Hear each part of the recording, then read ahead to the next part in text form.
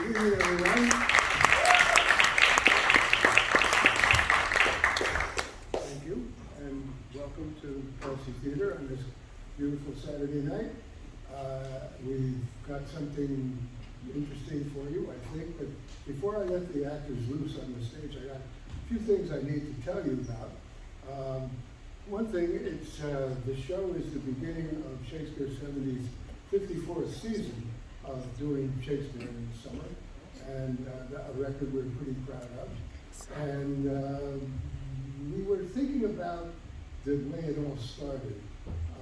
Back there, literally in 1970, hence the name, and out there on the pretty bare stage in Washington Crossing, perhaps some of you in the audience have been on that pretty bare stage in Washington Crossing, dealing with the bugs, the frogs, the motorcycles, the airplanes. Oh, that's Lily, my stage manager upstairs, reminding me to remind you, if you have a cell phone, would you kindly turn it off? That would be very nice. Thank you very much. At any rate, it did start in 1970, and we've come a long way. We're happy to be resident here at summertime in Kelsey Theater. I need to tell you about one thing that happens in live theater. The great thing about live theater is you never know what's going to happen. You show up one night and everything goes fine. The next night, a piece of scenery falls down, or what it could be almost anything. Well, our Romeo and Juliet company, we suffered a loss literally about 2 weeks ago, when the young woman who was cast originally as Juliet was forced to withdraw from the production because of a family issue. We have been very fortunate in our being able to find Adriana Gonzalez, who has stepped into the role. She has mastered almost all of a very substantial piece of text, but there are moments when she may need a little assistance.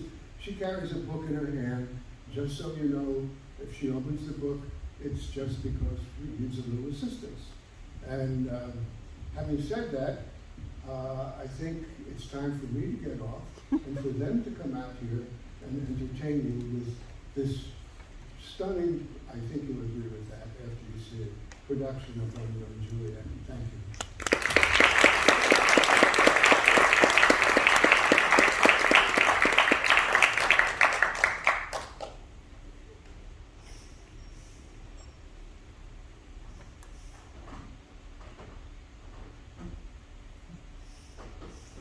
Two households, both alike in dignity, in fair Verona, where we lay our scene.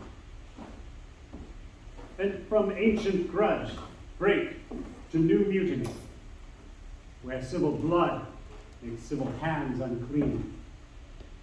From forth the ancient loins of these two foes, a pair of star-crossed lovers take their life, whose misadventured, piteous overthrows doth with their death bury their parents' strife. The fearful passage of their death-marked love, and the continuance of their parents' rage, which, but for their children's end not could remove, is now the 2 hours' passage of our stage.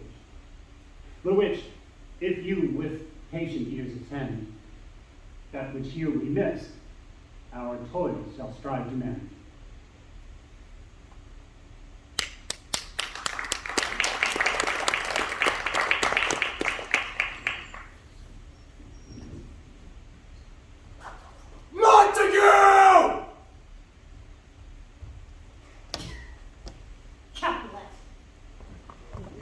Francesca, my words will not carry cold. No, for them we should be colliers. I strike quickly, being moved. But thou art not quickly moved to strike.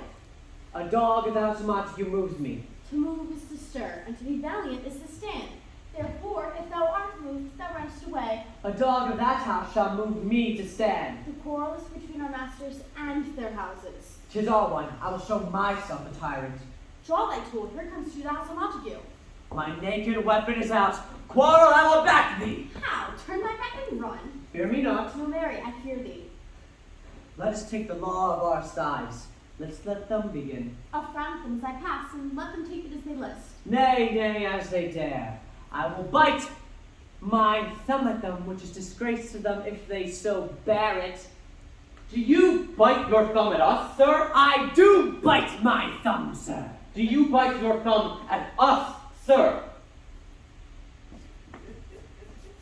Is the law of our side if I say I? No. No, sir, I do not bite my thumb at you, sir, but I bite my thumb, sir. Do you quarrel, sir? Quarrel, sir? No, sir. But if you do, sir, I am for you. I serve as good a man as you. No better. Well, sir. Say better. Here comes one of my master's kinsmen. Yes, better, sir.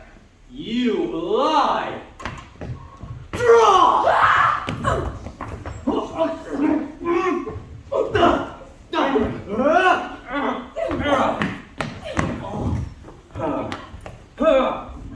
What fools! You know not what you do. What art thou drawn among these heartless hinds? Turn thee, Benvolio, and look upon thy death. I do, but keep the peace. Put up thy sword, or manage to part these men with me. What? Talk of peace. I hate the word, as I hate hell, all Montagues, and thee. Have at thee, coward. What noise is this? Give me my long sword. Crouch, why call you for a sword? My sword, I say. Old Montague has come and flourishes his blade in spite of me. Thou villain Capulet, hold me not! Let me go! Thou shalt not stir 1 foot to seek a foe. Rebellious subjects! Enemies to peace, profaners of this neighbor-stained steel. Will they not hear? What ho, you men, you beasts that quench the fire of your pernicious rage with purple fountains issuing from your veins. On pain of torture, from those bloody hands throw your mistempered weapons to the ground.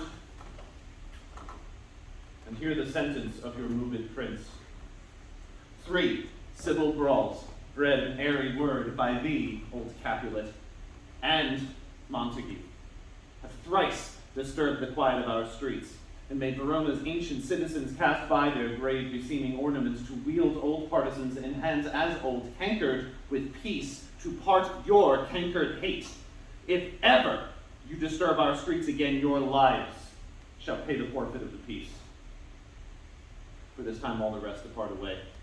You, Capulet, shall go along with me, and Montague, come you this afternoon to know our further pleasure in this case to old Freetown, our common judgment place. Once more, on pain of death, all men depart. Who set this ancient quarrel to abroad? Speak, nephew. Were you by when it began? There were the servants of your adversary, and yours close fighting ere I did approach. I drew to part them, and the instant came the fiery Tybalt with his sword prepared, and as he breathed defiance to my ears, he swung about his head and cut the winds, who, nothing hurt withal, hissed him in scorn, till the prince came and parted either part. Where is Romeo? Saw you him today? Right glad I am he was not at the fray. Madam, an hour before the worshipped sun peered forth the golden window of the east, a troubled mind drove me to walk abroad, where, underneath the grove of sycamore that westward rooteth from the city side, so early walking did I see your son. Towards him I made, but he was ware of me, and stolen to the covert of the wood. I pursued my humor, not pursuing his, and gladly shunned which gladly fled from me. Many a morning have you there been seen, with tears augmenting the fresh morning dew, adding to clouds, more clouds with his deep sighs. But also soon as the all-cheering sun should in the farthest east begin to draw the shady curtains from Aurora's bed, away from light steals home my heavy son, and private in his chamber pens himself, shuts up his windows, locks fair daylight out, and makes himself an artificial night. Dark and portentous must his humor prove, unless good counsel may the cause remove. My noble uncle, do you know the cause? I neither know it, nor can learn it. Have you importuned him by any means? Both by myself and many other friends, but he, his own affections counselor, is to himself, and I will not say how true, but to himself so secret and so close, so far from sounding and discovery, as is the bud bit with an envious worm, ere he can spread his sweet leaves to the air, or dedicate his beauty to the sun. Could we but learn from whence his sorrows grow, we would as willingly give cure as know. see where he comes, so please you step aside. I'll know his grievance or be much denied. I would thou wert so happy by thy stay to hear true shrift. Come, madam, let's away. Tomorrow, cousin, The day so young, but new struck 9. I me. Sad hours seem long. Said my father that one hence so fast. It was. What sadness lengthens Romeo's hours? Not having that which having makes them short. In love? Out. Of Out love. of her favor where I am in love. Alas, that love, so gentle in his view, should be so tyrannous and rough and cruel. Alas, that love whose view is muffled still should without eyes see pathways to his will. Where shall we dine? Oh, me. Good Frey was here. Yet tell me not. I've heard it all. Years, much to do with hate, but more with love. Why then?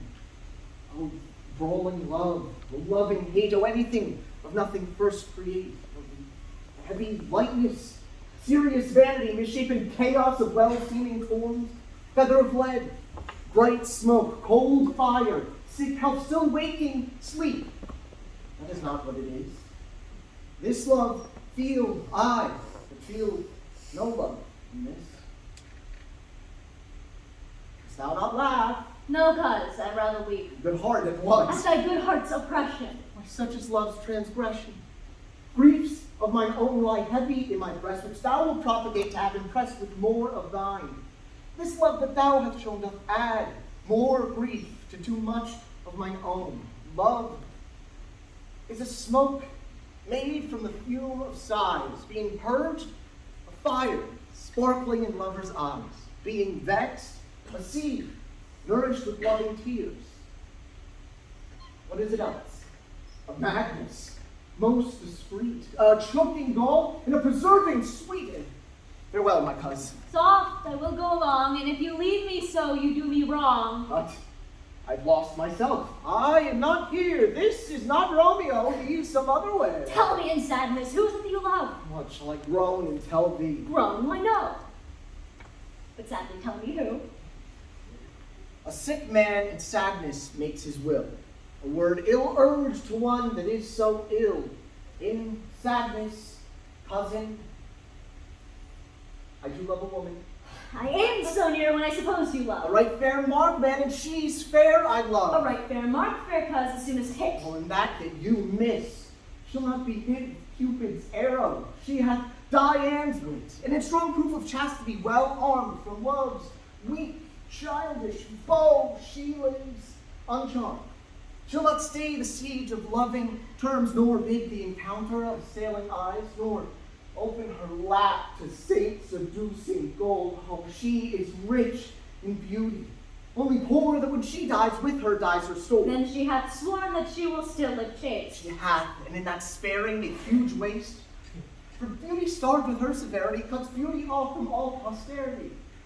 She is too fair, too wise, wisely too fair, to merit bliss by making me despair. Be She ruled, hath forsworn to love, and in that vow wily dead that lived to tell it now. be ruled by me, forget to think of her. Oh, teach me how I should forget to think. By giving liberty unto thine eyes, examine other beauties. Oh, 'tis the way to call hers exquisite and question more. These happy masks that kiss fair ladies' brows, being dark, puts us in mind they hide the fair. He that is shook and blind cannot forget the precious treasure of his eyesight lost. Show me a mistress, that is, passing fair. What doth her beauty serve but as a note, where I may read who passed that passing fair? Farewell, thou canst not teach me to forget. I'll pay that doctrine or else die in debt. But Montague is bound as well as I to the penalty alike. 'Tis not hard, I think, for men so old as we to keep the peace. Of honorable reckoning are you both, and pity since you lived at odds so long. But now, my lord, what say you to my suit? Saying over what I have said before, my child is yet a stranger in the world. She hath not seen the change of 14 years. Let 2 more summers wither in their pride, ere we may think her ripe to be a bride. Younger than she, our happy mother's maid. And too soon marred are those so early made. The earth has swallowed all my hopes but she. She is the hopeful lady of my earth. But woo her, gentle Paris, get her heart, My will to her consent is but a part, and she agreed within her scope of choice lies my consent in fair according voice. This night I hold an old accustomed feast, whereto I have invited many a guest such as I love, and thee among the store. One more most welcome makes my number more. You're all see, and like her most whose merit most shall be. Come, go with me. Go, Paula. Trudge about through fair Verona, find those persons out whose names are written there, and to them say, my house and welcome on their pleasure stay.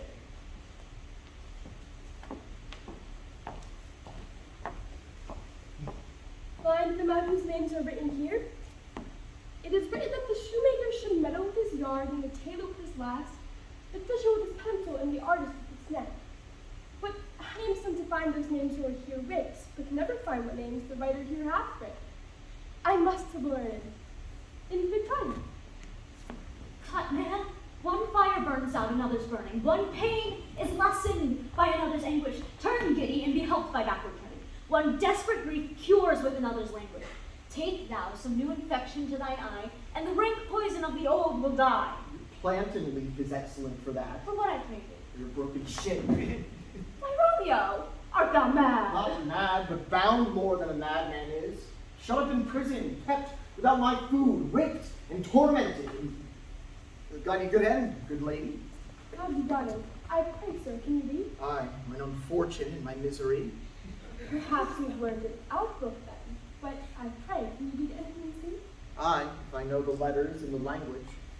Be honestly, a snare. Stay, lady, I can read. Signor Martino and his wife and daughters, Count Anselm and his beauteous sisters, the lady widow of Petruvio, Signor Placentio and his lovely nieces, Mercutio, his brother Valentine, my uncle Capulet, his wife and daughters, my fair niece Rosaline, and Livia, Signor Valentino and his cousin Tybalt, Lucio and the lively Helena, a fair assembly. Whither should they come? Up Whither? To supper? to our house. Whose house? The master's. Indeed, I should have asked thee that before. Then I'll tell you without asking. My master is a great rich Capulet, and if you be not of the house of Montesquieu, then I pray, can you push for the wine? Rest you married. At this same ancient feast of Capulet sups the fair Rosaline, whom thou so lovest, with all the admired beauties of Verona. Go thither, and with unattained eye compare her face with some that I shall show, and I will make thee think thy swan a crow. When the devout religion of mine I maintain such a falsehood, then turn tears to fire, and these, who often drowned, could never die. Transparent heretics be burnt for liars, one fairer than my love. The all-seeing sun ne'er saw her match since the first world begun. Tut, you saw her fair, none else being by, herself poised with herself in either eye, but in that crystal scales let there be weighed your lady's love against some other maid that I will show you shining at this fest. And she shall scant show well that now seems best. Well, go along, no sight be shown, but to rejoice in splendor of mine own. Nurse, where's my daughter? Call her forth to me. Now, by my maidenhead, at 12-year-old, I bade her come. What lamb? What ladybird? Oh, God forbid. Where's this girl? What, Juliet? How now, who calls? Your mother? Madam, I am here. What is your will? This is the matter. Nurse, give leave a while. We must talk in secret. Nurse, come back again. I have remembered me. Thou must hear our counsel. Thou knowest my daughter's of a pretty age. Oh, I lay 14 of my teeth. Yet to my teen, I have what? 4? She's not yet 14.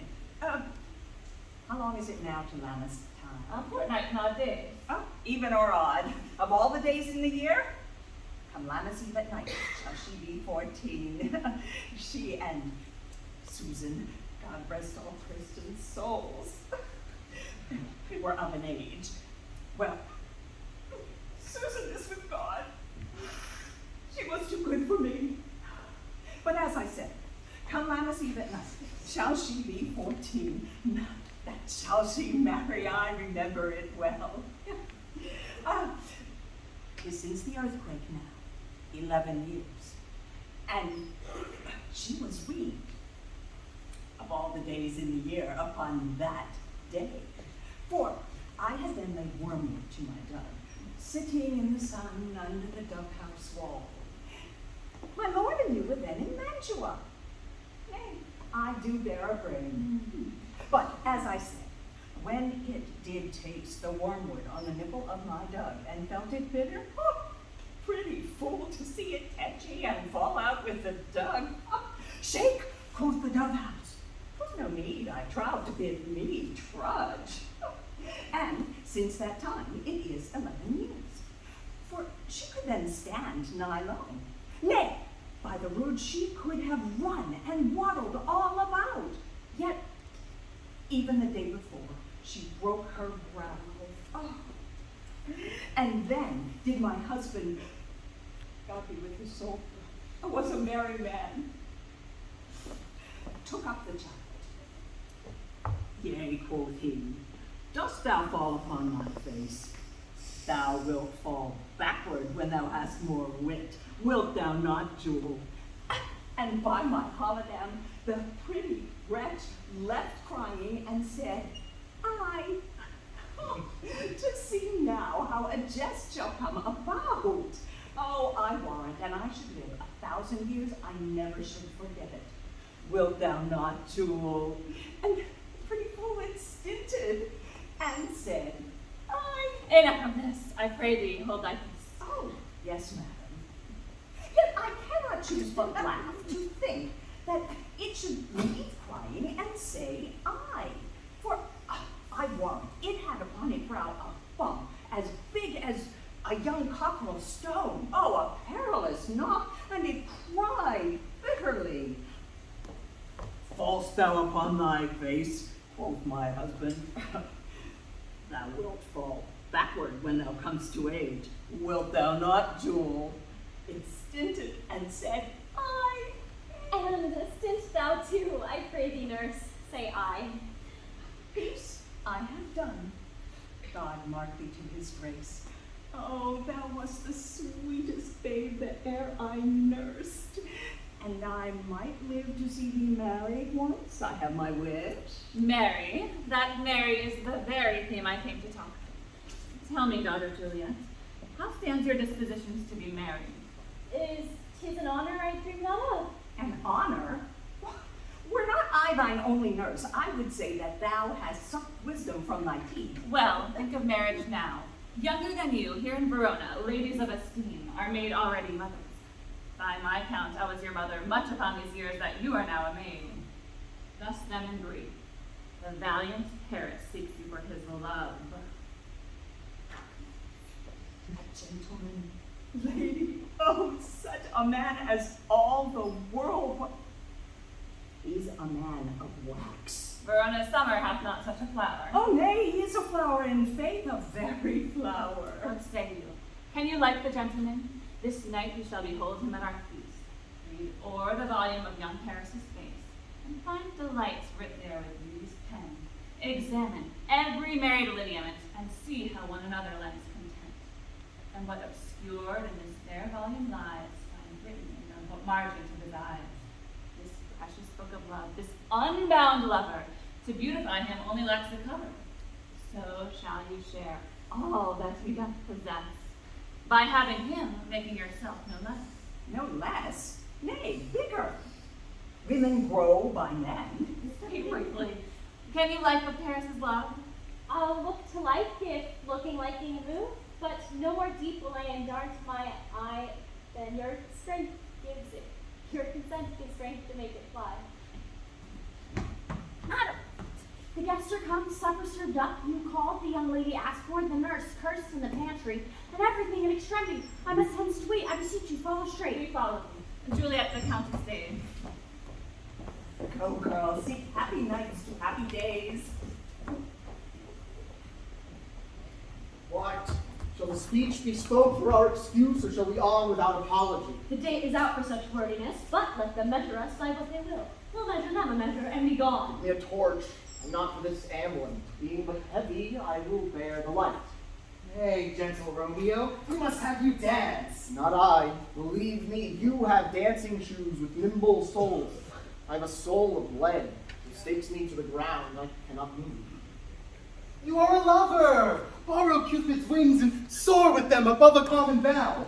2 swords, and pierced with his shaft to soar with his light feathers and to bound. I cannot bound a pitch above dull woe.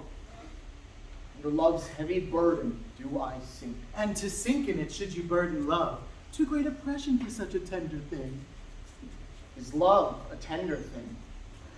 It is too rough, too rude, too boisterous, and it pricks like thorn. If love be rough with you, be rough with love. Prick love for pricking, and you beat love down. Come, knock and enter, no sooner in, but every man but take him to his legs. A torch for me, let wantons light of heart tickle the senseless rushes with their heels. Frank proverbs with a grandsire phrase. I will be candle holder and look on. The game was ne'er so fair, and I'm done. If thou art done, we'll draw thee from the mire of this, Sir Reverence love, wherein thou stickest up to the ears. Come, we burn daylight. Ho! Nay, that is not so. I mean, sir, in delay, we waste our lights in vain, like lights by day. Take our good meaning, for our judgment sits 5 times in that air, once in our 5 wits. And we mean well in going to this mass, but 'tis no lit to go. Why, may one ask? I dreamt a dream tonight. And so did I. Well, what was yours? That dreamers often lies. In bed, asleep, will they do dream things true? Oh, then I see Queen Mab hath been with you. She is the fairy's midwife, and she comes in shape no bigger than an agate stone on the forefinger of an altar boy, drawn with a team of little atomies over men's noses as they lie asleep. Her chariot, an empty hazelnut, made by the joiner squirrel or old grub, time out of mind the fairy's coachmakers. And in this state, she gallops night by night through lovers' brains, and then they dream of love. On courtiers' knees that dream on curtsy straight, on lawyers' fingers that straight dream on fees, on ladies' lips who straight on kisses dream, which oft the angry Mab plagues with blisters, because their breath with sweetmeats tainted are.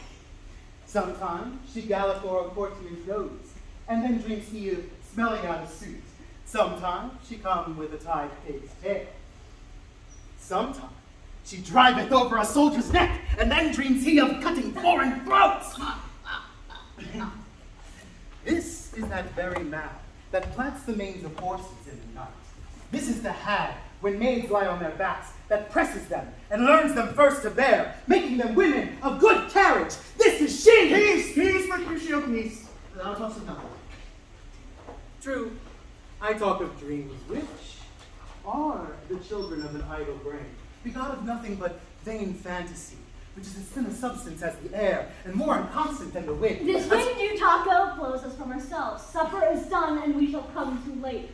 If you're too early, my mind misgives some consequence, yet hanging in the stars, shall bitterly begin his fearful date with this night's revels, and expire the term, a despised life closed in my breast by some vile forfeit of untimely death.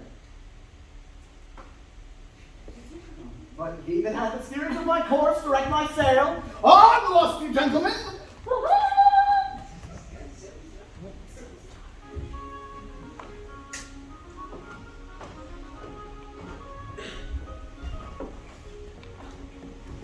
Welcome, gentlemen! Ladies that have their toes unplagued with corns will walk about with you. Ah, my mistresses, which of you will now deny to dance? She that makes dainty, she elsewhere hath corns, that might come near ye now. Welcome, gentlemen. I have seen the day when I have worn a visor and could tell a whispering tale in the fair lady's ears, such as would please. But 'tis gone, 'tis gone, 'tis gone.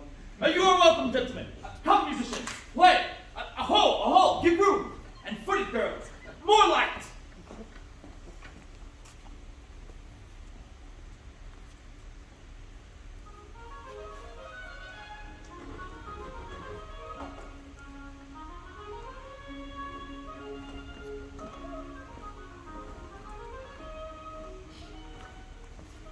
What lady is that which doth enrich the hand of yonder knight? I know not, sir. She doth teach the torches to burn bright. It seems she hangs upon the cheek of night as a rich jewel with an antler spear. so shows a snowy dove, trooping with crows, as yonder lady o'er her fellows shows.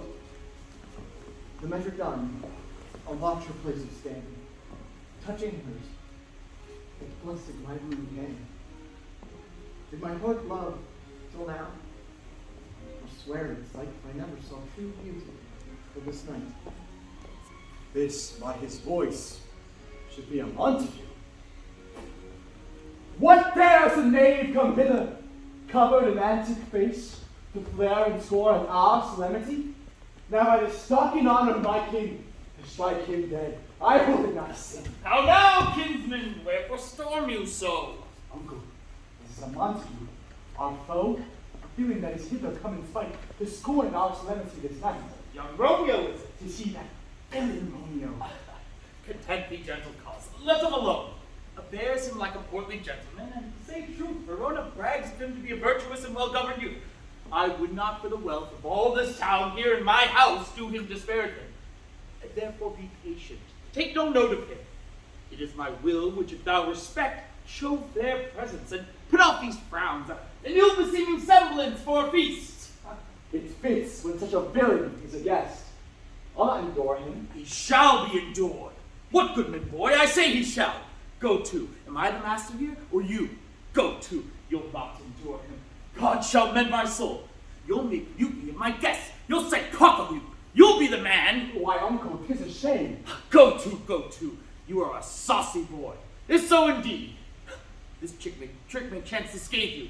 I know what. You must contrary me. Well said, my heart.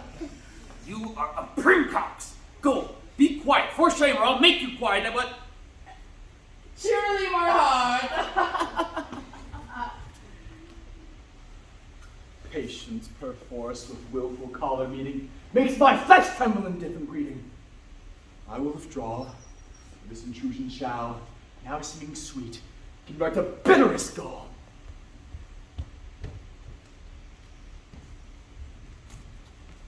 I profane with my unworthiest hand this holy shrine. The gentle sin is this: my lips, true blushing pilgrims, did ready stand to smooth that rough touch with a tender kiss. You do wrong your hands too much, good pilgrim, which mannerly devotion shows in this. For saints have hands that pilgrims' hands do touch, and palm to palm is holy palmer's kiss. Have not saints lips, and holy palmers too? I, pilgrim, lips they must use in prayer. Oh, then, dear saint, let lips do what hands do. They pray, grant thou, lest faith turn to despair. Saints do not move, though grant for prayer's sake. And move not when my prayers effect I take. As from my lips, by thine, my sin is purged. Then my lips have the sin that they have took. Sin from my lips. Oh, trespass, sweetly urged, give me my sin again. Please bear the book. Madam, your mother craves a word with you. What is her mother? Well, married bachelor, her mother is the lady of the house, and a good lady, and a wise, and virtuous. I nursed her daughter that you talked with all. I tell you, he that can grab hold of her shall have the jinx. She is Capulet. Oh, dear, hound, my life is my foe's dead. Away, begone, sport is at the best. Aye, so I fear the more is my unrest. Nay, gentlemen, prepare not to be gone. We have a trifling foolish banquet towards. Is even so. Why then I thank you all. I thank you, honest gentlemen. Good night. Come on then, let's to bed. Wax is late. I'll do my rest.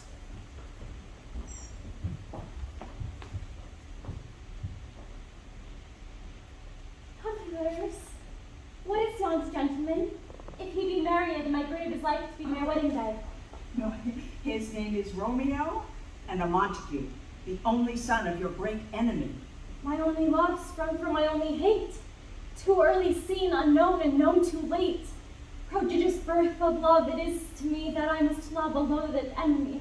Oh, come, let's away. The strangers all have gone.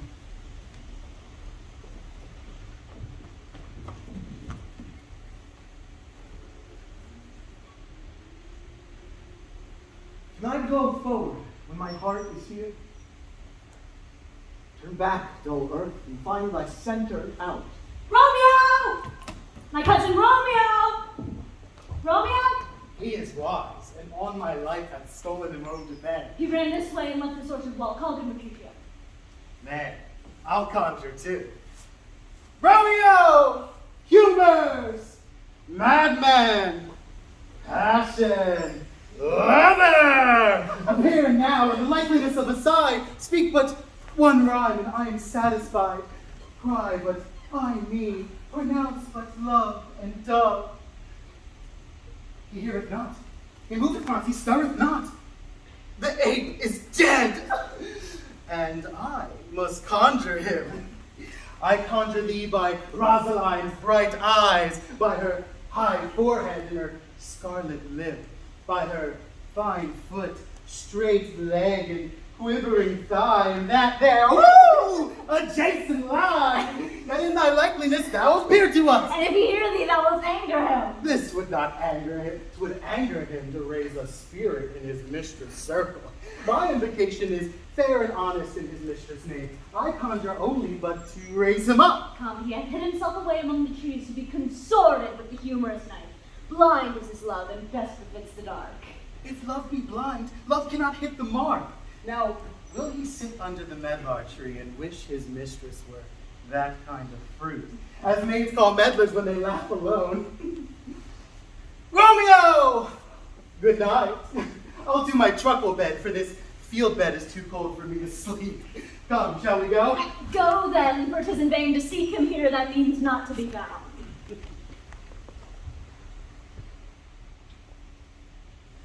He jests at scars that never felt a wound. Soft, what light through yonder window brings? It is the east. Juliet is the sun. Arise, fair sun, and kill the envious moon that is already sick and pale with grief that thou, her maid, art far more fair than she. Is my lady, but is my love all that she knew she were? She speaks, and she says nothing. What of that? Her eye discourses, I will answer. I'm too bold. 'Tis not to me she speaks. To the fairest stars in all the heaven, having some business, do entreat her eyes to twinkle in their spheres till they return. What if her eyes were there? They in her head, the brightness of her cheek would shame those stars as daylight doth a lamp. Her eye in heaven would through the airy region stream so bright that birds would sing and think it were not night. See how she leans her cheek upon her hand? But I were a glove upon that hand, that I might touch that cheek. Ay me. She speaks. Oh, speak again, bright angel, for thou art as glorious to this night being o'er my head as is a winged messenger of heaven, unto the white, upturned, wandering eyes of mortals that fall back to gaze on him when he bestrides the lazy puffing clouds and sails upon the bosom of the air. Romeo, Romeo, wherefore art thou Romeo? Deny thy father, and refuse thy name, or, if thou wilt not, be but sworn my love, and I'll no longer be a Capulet. Shall I hear more, or shall I speak at this? 'Tis but thy name that is my enemy. Thou art thyself, though no, not a Montague. What's a Montague? It is nor hand, nor foot, nor arm, nor face. Oh, be some other name belonging to a man. What's in a name? That by which we call a rose by any other word would smell as sweet. So Romeo would, were he not Romeo called, attain the dear perfection which he owes without that title. Romeo, doff thy name, and for thy name, which is no part of thee, take all myself. I take at thy word. Call me but love, and I'll be new baptized. Henceforth I never will be Romeo. What man art thou that to dusk the screen tonight so stumblest on my counsel? By a name, I know not how to tell thee who I am. My name, dear saint, is hateful to myself because it is an enemy to thee. Had I it written, I would tear the word. My ears have not yet drunk 100 words of thy tongue's uttering, and yet I know the sound. Art thou not Romeo and a Montague? Neither. fair maid, if either thee dislike.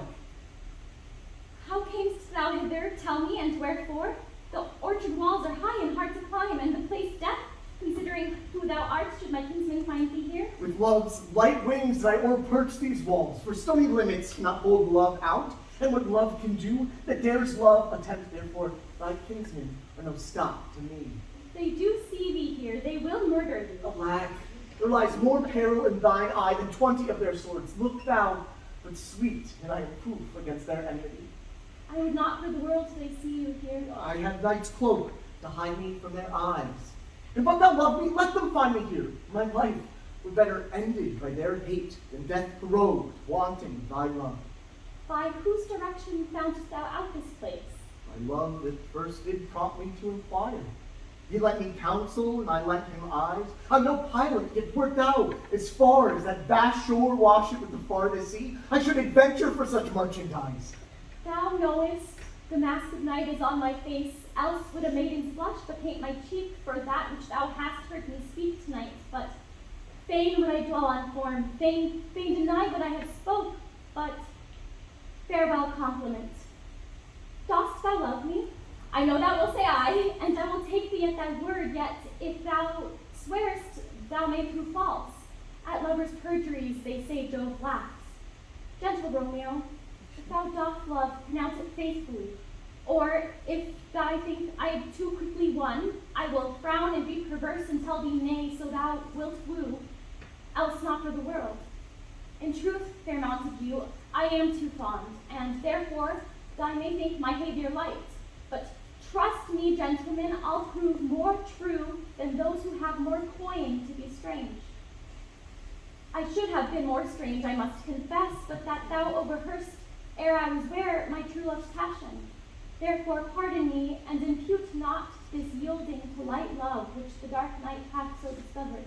Lady, by yonder blessed moon I vow, that tips with silver all these fruit Swear trees. not by the moon, the inconstant moon that monthly changes in her circled orb, lest thy love prove likewise variable. Well, what should I swear by?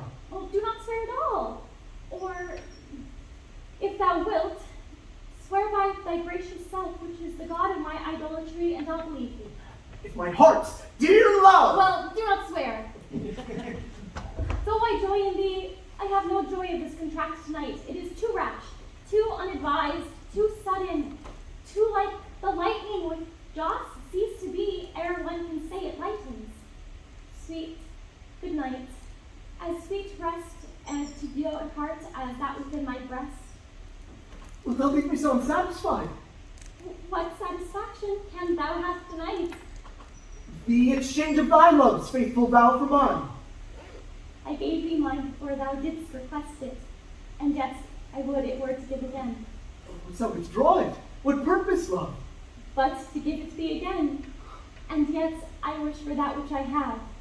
My bounty is as boundless as the sea, my love is deep. The more I give to thee, the more I have, for both are infinite. Madam! I hear some noise within. Dear love, adieu. I come, good nurse. Sweet Montague, be true. Stay but a little, I will come again.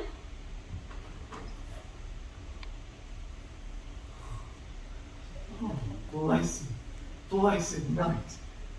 I'm afeard. Being a night, all this is but a dream, too flattering sweet to be substantial. 3 words, good Romeo, and good night indeed. If that thy purpose of love be honorable, thy purpose marriage, send me word tomorrow by one that I'll procure to come to thee where and what time thou wilt perform the rites. But if thou meanest not well, I do beseech thee, Madam! Anon, good nurse, cease thy strife and leave me to my grief. Tomorrow I will send. So thrive my soul. Madam! I come! 1,000 times good night. 1,000 times the worse to want thy light. Love goes toward love, as schoolboys from their books. Love from love, toward school, heavy looks.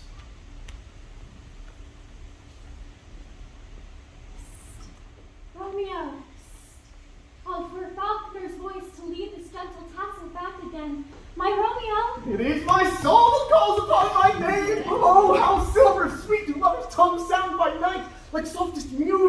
understanding ears. Romeo, My sweet, what o'clock tomorrow should I send to thee? by the hour of 9. I will not fail. 'Tis 20 years till then. I do forget why I called thee back again. Oh, let me stand till I remember it. I will forget having thee stand there, remembering how I love thy company. And I'll still stay, to have thee still forgetting any other home but this. It is almost day. I would have thee gone, and yet no farther than a wanton's bird that lets it hop a little from its hand. And would I were thy bird. Oh, sweet. I would as well, but I should kill thee with too much cherishing. Good night. Good night. Parting is such sweet sorrow, that I shall say good night till it be morrow.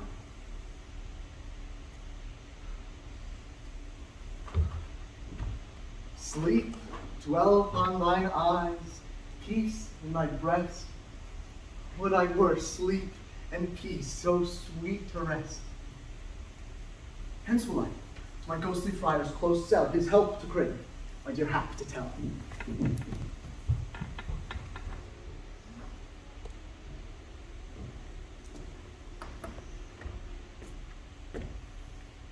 gray-eyed morn smiles upon the frowning night, checkering the eastern clouds with streaks of light. Now, ere the sun advances burning eye, the day to cheer, the night's dank dew to dry, I must upfill this osier cage of ours with baleful weeds and precious juiced flowers. Mickle is the powerful grace that lies in plants, herbs, stones, and their true qualities. For none so vile that on the earth doth live, but to the earth some special good doth give. Within the infant rind of this weak flower, poison hath residence, and medicine power. For this being smelt, with that part cheers each part. Being tasted, stays all senses with the heart. Good morrow, Father! Benedicite, what early comes so sweet saluted me? Young son, it argues a distempered head so soon to bid good morrow to thy bed. Care keeps us watch in every old man's eye, and where care lodges, sleep will never lie. Therefore, thy earliness doth me assure thou art aroused with some distemperature, or if not so. Yet here I did it right. Our Romeo hath not been in bed tonight. The last is true, the sweeter rest was mine. God pardon sin, wast thou with Rosaline? Rosaline, my ghostly father, no. I forgot that name, and that name's woe. That's my good son, but where hast thou been then? I'll tell thee ere the last give me again. I am feasting with my enemy, where on a sudden one hath wounded me. That's by me wounded. Both are remedies within thy help and holy physic lies. I bear no hatred, blessed man, for lo, my intercession likewise steads my foe. Be plain, good son, and homely in thy drift. Riddling confession finds but riddling shrift. And plainly know that my heart's dear love is set on the fair daughter of rich Capulet. As mine on hers, so hers is set on mine, and all combined, save what thou must combine by holy marriage, when and where and how we met, we wooed and made exchange of vow. I'll tell thee as we pass, but this I pray that thou consent to marry us today. Holy St. Francis, what a change is here! Is Rosaline that thou didst love so dear so soon forsaken? Young men's love then lies not truly in their hearts, but in their eyes. Jesu Maria, what a deal of brine hath washed thy sallow cheeks for Rosaline! How much salt water thrown away in waste to see the love that of it doth not taste. The sky is not yet thy sighs from heaven cleared, thy old groans ring yet in mine ancient ears. Lo, there upon thy cheek the stain doth sit of an old tear that is not washed off yet. If e'er thou wast thyself, and these woes thine, thou and these woes were all for Rosaline, and art thou changed? Pronounce this sentence then: women may fall when there's no strength in men. Thou chidest me oft for loving Rosaline. For doting, not for loving, pupil mine. And bids me bury love. Not in a grave to lay one and another out to have. I pray thee, chide me not. Her I love now, doth grace for grace, and love for love allow. The other did not so. She knew well thy love did read by rote that could not spell. But come, young waverer, come go with me. In one respect I'll thy assistant be, for this alliance may so happy prove to turn your household's rancor to pure love. Oh, let us hence. I stand on sudden haste.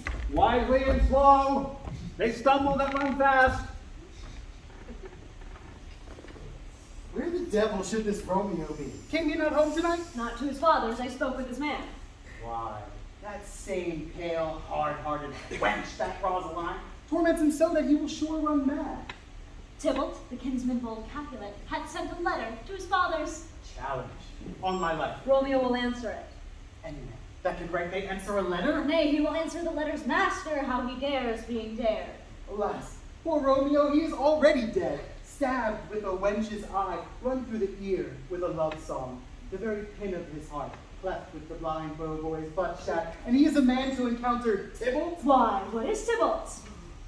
Oh, more than the prince of cats. Oh, he's the courageous captain of compliments. He fights his using prick song, keeps time, distance, and proportion. He rests his minimum rest, 1, 2, and the third in your bosom, the very butcher of a silk button. A duelist, a gentleman of the very first house of the first and second cause. Ah, immortal passado, the punto reverso, the high! The what? The pox of such antic, affecting fantasticos, these new tuners of accents. By Yesu, a very good blade. Here comes Romeo. Here comes Romeo. Without his robe like a dry herring. Oh, flesh, how art thou fishified? Signor Romeo, bonjour. There's your frank salutation. You gave us the counterfeit fairly last night. Good morrow to you both. What counterfeit did I give you? The slip, sir, the slip. Can you not conceive? Pardon, good Mercutio. My business was great. And in such a case as mine, a man may strain courtesy. That's as much to say, such a case as yours constrains a man to bow in the hands, meaning to curtsy. Thou hast most kindly hit it. Oh, a courteous exposition. Nay, I am the very pink of courtesy. Oh, pink for flower.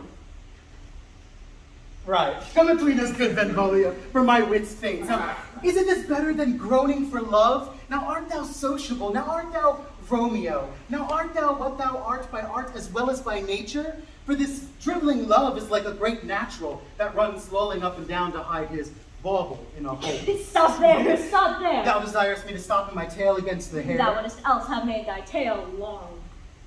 Thou art deceived, for I would have made it short. For I have come to the whole depth of my tale and meant indeed to occupy the argument no longer. Here's goodly gear. A sail! Two, a shirt and a smock. Paula, my fan, Paula. Good Paula to hide her face, for her fan's the fairer face. God you good morrow, gentlemen. God you good e'en, gentlewoman. Is it good eve? 'Tis no less, I tell you, for the body hand of the dial is now upon the prick of noon. Out upon you. What a man are you? A gentleman nurse that God hath made himself to mar.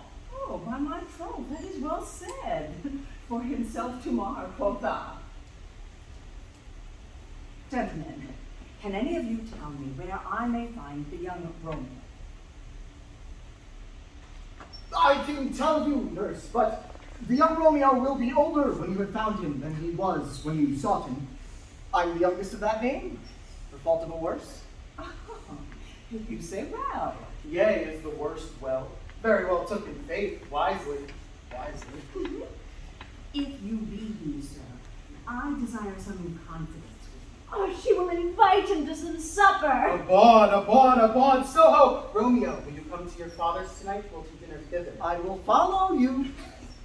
Farewell, ancient lady. Farewell, lady.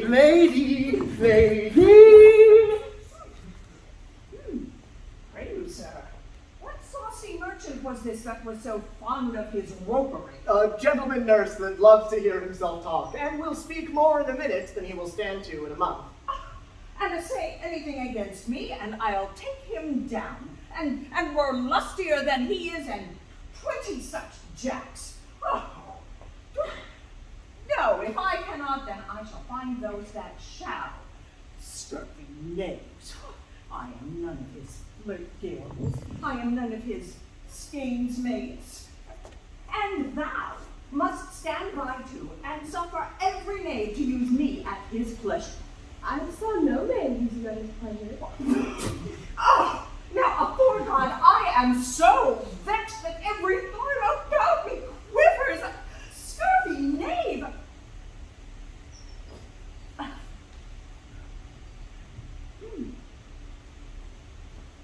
I pray you, sir, a word. And as I told you, my young lady bid me inquire you out. What you bid me say, I will keep to myself. But first, let me tell you that if ye should leave her in a fool's paradise, as they say, it were a very gross kind of behavior, as they say. For the gentlewoman is young, and therefore, if you should deal double with her, truly it were an ill thing to be offered to any gentlewoman, and very weak dealing. Commend me to thy lady and mistress, nurse, I protest unto thee. Oh, good-hearted, in faith, I will tell her as much. Oh, Lord, she will be a joyful woman. What wilt thou tell her, nurse? Thou dost not mark me. I will tell her, sir, that you do protest, which, as I take it, is a gentlemanlike offer. Bid her devise some means to come to Shrift this afternoon, and there she shall, in Friar Warren's cell, be shrived and married. Oh, here is for thy pains. Oh, no, truly, sir, not a penny. Oh, go to, I say you shall. Well, sir, this afternoon, she shall be there. And stay thou, good nurse, behind the abbey wall. Within this hour, my man will be with thee. Farewell. Be trusty, and I'll quit thy pains. Farewell. Commend me to thy mistress. Oh, now God in heaven bless thee. Oh, hark you, sir. What sayest thou, dear nurse? Is your man's secret? What didst thou here say? Two may keep counsel, putting one away. Warrant thee, my man is true as steel. Oh, well, sir, my mistress is the sweetest lady. Oh, and when 'twas, a little prating thing.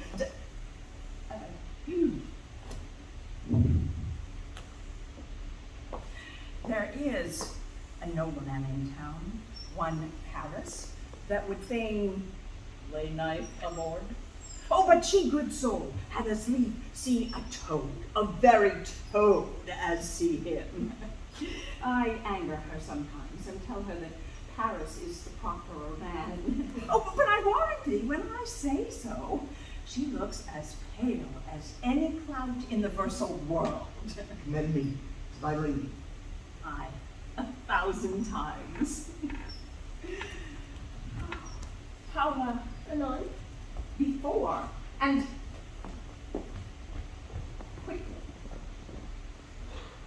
The clock struck 9 when I did send a nurse. In half an hour she promised to return, and yet she is not come. Had she affections and warm youthful blood, she would be as swift in motion as a ball. My words would bandy her to my love, and his to me. But old folks, many feign as they were dead, unwieldy, slow, heavy, and pale as lead. Oh, God, she comes. Oh, honey, nurse, what news? Has thou met with him? Sent Paula away? Oh, Paula, save our gate. Now, good, sweet nurse. Oh, Lord, why lookest thou sad? Yet, if news be sad, yet tell them merrily. If good, thou shamest the music of sweet news by playing it to me with so sour a face. I am a-weary. Give me leave a while. Oh, fie, how my bones ache. What a jaunts have I? I would thou had my bones and I thy news. Nay, come thee, speak, I pray thee, speak, good nurse. Jesu, what haste! Can you not stay a while? Do you not see that I am out of breath? How art thou out of breath, when thou hast breath to say to me that thou art out of breath? The excuse that thou dost make in this delay is longer than the tale that thou dost excuse. Is thy news good or bad? Answer to that. Say either, and I'll stay the circumstance. Let me be satisfied. Is't good or bad? Well, you have made a simple choice. You know not how to choose a man. Romeo? No, not him. No, face be better than any man's. Yet his leg excels all men's, and for a hand and a foot and a body, oh, though they be not to be talked on, yet they are past compare. He is not the flower of courtesy, yet I'll warrant him as gentle as a lamb. Oh, go thy ways, wench, serve God. Have you dined at home? No, but all this I did know before. What says he of our marriage? What of that? Oh, how my head aches. What a head have I? It beats as it would fall in 20 pieces. And oh, my back on the other side. Oh, my back. Oh, beshrew your heart for sending me about to catch my death with dancing up and down. In faith, I am sorry thou art not well. Sweet nurse, tell me, what says my love? Your love says, like an honest gentleman, and a courteous, and a kind, and a handsome, and I warrant a virtuous. Where is your mother? Where is my mother? Why, she is within. Where should she be? How oddly thou repliest. Your love says, like an honest gentleman, where is your mother? Oh, God's lady dear, are you so hot? Marry, come up, I trow. Is this the poultice for my aching bones? Henceforward, do your messages yourself. You're such a coil. Tell me, what says Romeo? Have you got leave to go to Shrink today? I have. Then hie you hence to Friar Lawrence's cell. There stands a husband to make you a wife. Oh, now comes the wanton blood up in your cheeks. They'll be in scarlet straight at any news. Well, hie you to church. I am the drudge, and toil in your delight. But you shall bear the burden soon at night. Oh, out to dinner, hie you to the cell. Oh, high to high fortune, honest nurse. Farewell.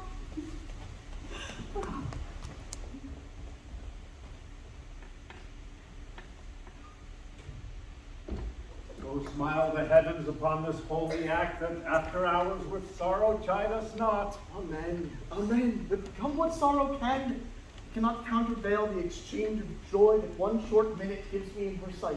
Do thou, to close our hands with holy words. Then, love devouring death, do what he dare. It is enough. I may recall her mine. These violent delights have violent ends, and in their triumph die, like fire and powder, which as they kiss, consume. The sweetest honey is loathsome in his own deliciousness, and in the taste confounds the appetite. Therefore, love moderately. Long love doth so. Too swift arrives as tardy as too slow. Here comes the lady. Oh, so light a foot will ne'er wear out the everlasting flint. A lover may bestride the gossamers that idles in the wanton summer air, and yet not fall, so light as vanity. Good even to my ghostly confessor. Romeo shall thank thee, daughter, for us both. As much to him, else is his thanks too much. Juliet, the measure of thy joy be heaped like mine, and that thy skill be more to blazon it, and sweeten with thy breath this neighbor air, and let rich music's tongue unfold the imagined happiness that both receive in either at this dear encounter. Conceit, more rich in matter than in words, bribes of substance, not ornaments.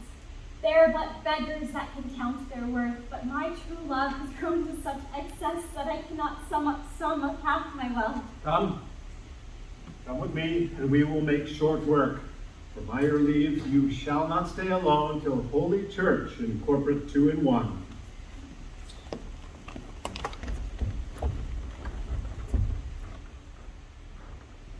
I pray thee, Mercutio, let's retire. The day is hot, the capitals are abroad, and if we meet, we shall not escape a brawl. For now these hot days is the mad blood stirred. Thou art like one of these fellows that, when he enters the confines of a tavern, claps me his sword on the table and says, God, send me no need of thee. and by the operation of the second cup, draws him on the drawer when indeed there is no need. Am I like such a fellow? Come. Thou art as hard a Jack and minute as any in Italy, and as soon moved to be moody, and as soon moody to be moved. And what two? Nay, and there were two such, we should have none shortly, for one would kill the other. Thou wilt quarrel with the man that hath a hair more or a hair less on his head than thou hast. Thou hast quarreled with a man for coughing in the street because he has wakened thy dog that hath lain asleep in the sun. Didst thou not fall out with a tailor for wearing his new doublet before Easter? And another for tying his new shoes with old ribbon? And thou wilt tutor me from quarreling? If I were so apt to quarrel as thou art, any man should buy the fee simple of my life for an hour and a quarter. The fee simple? Oh, simple. By my head, here comes that Capulet. By my heel, I care not. Gentlemen, good evening. A word with one of you? And but one word with one of us? Why not couple it with something? Make it a word and a blow. You shall find me amped enough for that, sir, and you will give me occasion. Could you not take some occasion without giving? Mercutio, thou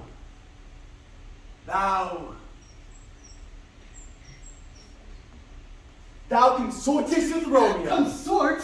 Dost thou make us musicians? And thou make us musicians look to hear nothing but discords. Here's my fiddlestick. Here's that shall make you dance. Zoons! Consort? Talk here in the public haunt of men. Either withdraw unto some private place, or else reason coldly of your grievances. Or else depart. Here all eyes gaze on us. Men's eyes were made to look, and let them gaze. I will not budge for no man's pleasure, I. Well, peace be with you, sir. Here comes my man. But I'll be hanged, sir, if you wear your livery. Mary, go before the field. He'll be your follower. Your worship in that sense may call him.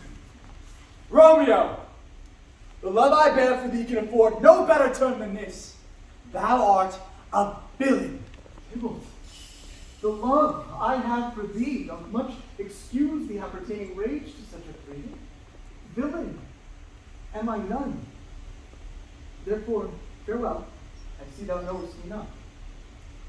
Boy, this shall not excuse the injuries thou hast done me.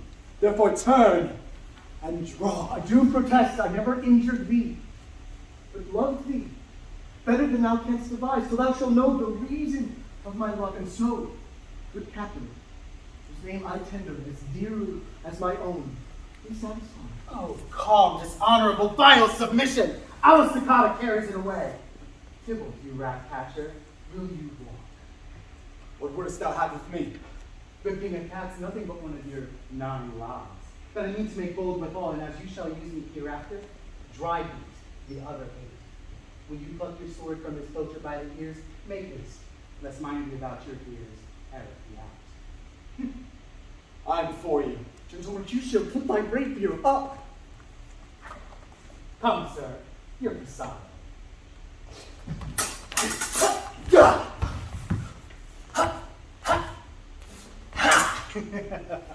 Ooh.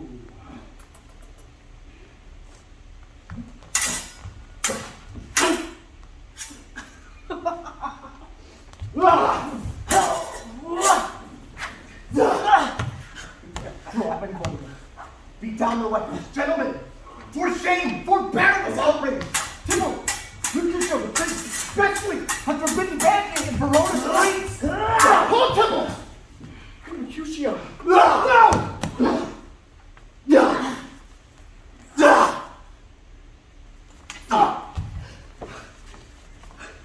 I'm hurt. Plague on both your houses. Is he gone? And have nothing. Oh. What, are they hurt? Aye, a scratch. Mary, 'tis enough. Well, sir, fetch a surgeon. Courage, man, the hurt cannot be much. No, 'tis not so deep as a well, nor as wide as a church door, but 'tis enough. 'Twill serve. Ask for me tomorrow, and you shall find me a grave man. I am peppered, I warrant, for this world. A plague of both your houses. Zounds!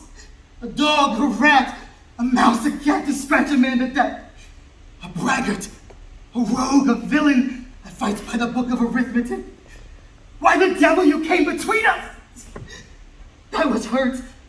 Under your arm, I thought all for the best.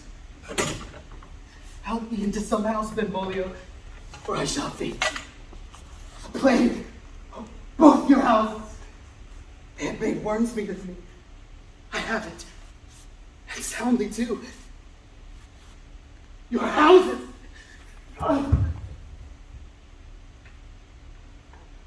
This gentleman, the prince's near ally, my very friend, has received his mortal hurt in my behalf. My reputation stained with Tybalt's slander, Tybalt that an hour has been my cousin. Sweet Juliet, thy beauty has made me effeminate, and in my temper softened valor's steel. Romeo! Romeo! Mercutio is dead. That gallant spirit had inspired the clouds which new untimely here did scorn the earth. This day's sad fate on Modes doth depend. This but begins, the woe others must end.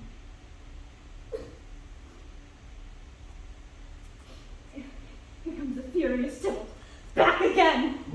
Arrive in triumph, and Mercutio slain away to heaven, respective lenity. And fire-eyed fury be my conduct now, Tybalt! Take the villain back again, that late thou gavest me, for Mercutio's soul is but a little way above our heads, staying for thine to keep him company. Either thou, or I, or both must go with him. Thou wretched boy that didst consort him here, shout with him hence. This shall determine that.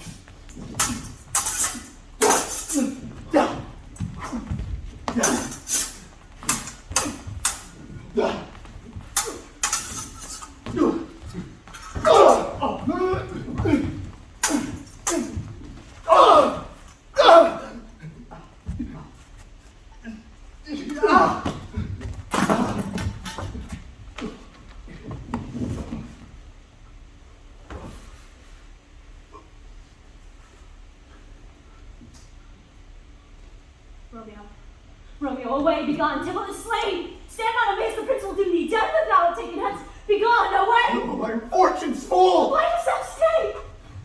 Where are the vile beginners of this fray? Oh, noble prince, I can discover all the unruly bandage of this fatal brawl. There lays the man slain by young Romeo that slew thy kinsman, brave Mercutio. Tybalt, my cousin. Oh, my brother's child. Oh, prince, cousin, husband. Oh, the blood is spilled for my dear kinsman. Oh, prince, if thou art true, the blood of ours, shed blood of Montague. Oh, cousin. Benvolio, who began this bloody fray? Tybalt, here slain whom Romeo's hand did slay. Romeo that spoke him fair, bid him to think how nice the quarrel was, and urged with all your high displeasure. All this uttered with gentle breath, calm look, knees humbly bowed. Could not take truce with the unruly spleen of Tybalt. Death to peace, but that he tilts with piercing steel at both Mercutio's breast, who all his hot turns deadly point to point. Romeo, he cries aloud, hold, friends, friends part, and swifter than his tongue, his agile arm beats down their fatal points and twixt them rushes. Underneath whose arm, an envious thrust, from Tybalt hit the life of stout Mercutio. And Tybalt fled. But by and by comes back to Romeo, who had but newly entertained in revenge.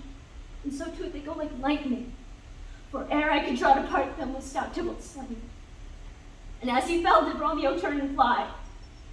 This is the truth. Or let Benvolio die. He is a kinsman to the Montague. Affection makes him false. He speaks not true. Some 20 of them fought in this strife, and all those 20 could but kill one life. I beg for justice, which thou, prince, must give. Romeo slew Tybalt. Romeo must not live. Romeo slew him. He slew Mercutio, who now the price of his dear blood doth owe. Not Romeo, prince. He was Mercutio's friend. His fault concludes but what the law should end. The life of Tybalt. And for that offense, immediately we do exile him hence. I have an interest in your hate's proceeding. My blood for your rude brawls doth lie a-bleeding.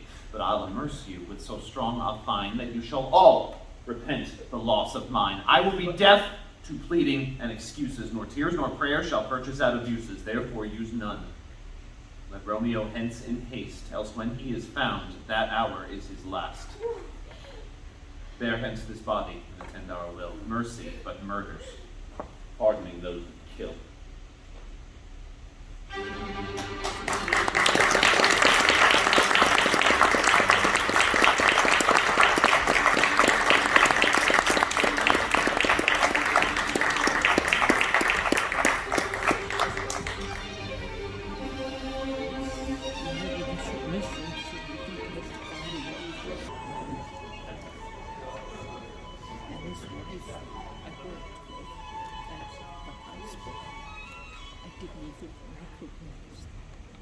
Gallop apace, you fiery-footed steeds, towards Phoebus' lodging. Come, night, come, Romeo, come thou day and night, for thou wilt lie upon the wings of night, whiter than new snow upon a raven's back. Come, gentle night, come, dark-browed, loving night, give me my Romeo, and when he shall die, take him and cut him out in little stars, and he shall make the face of heaven so fine that all the world will be in love with night and pay no worship to the garish sun. So tedious is this day, as is the night before some festival to a new and patient child who hath new robes and may not wear them. Oh, here comes my nurse, and she brings news, and every tongue that speaks but Romeo's name speaks heavenly eloquence. Nurse, what news? I mean, what news? Why dost thou wring thy hands? Oh, where a day! He's dead! He's dead! He's dead! We are undone, lady. We are undone. Oh, alack the day! He's gone! He's killed! He's dead! Can heaven be so envious? Romeo can, though heaven cannot. Oh, Romeo! Romeo! Whoever would have thought it? Romeo! What devil art thou that torments me thus? Hath Romeo slain himself? Say thou but I, in that bare valve I shall poison more than the death-darting eye of the cockatrice.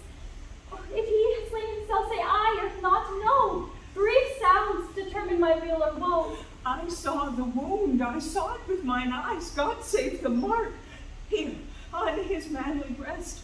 Oh, a piteous course, a bloody, piteous course. Pale as ashes, all bedaubed with blood, all in gore, blood. I swooned at the sight. Oh, Tybalt, Tybalt, the best friend I had. Oh, courteous Tybalt, honest gentleman, that ever I should live to see thee dead. What storm is this that blows so contrary? Is Romeo dead and Tybalt slaughtered, my dear cousin and my dearer lord? Oh, then, dreadful trumpet, sound the general doom, for who is living if those two are gone? Tybalt is gone, and Romeo banished. Romeo that killed him, he is banished. God, hath Romeo's hand shed Tybalt's blood? It did, alas the day, it did. Oh, serpent heart, hid with flowering face, did ever dragon keep so fair a cave? Beautiful tyrant, fiend angelical, was ever book containing such vile matter so fairly bound that deceit should dwell in such a gorgeous palace? There is no trust, no faith, no honesty in men, all perjured, all forsworn, all not, all dissemblers. Oh, get me some aquavitae. These woes, these griefs, these sorrows make me old.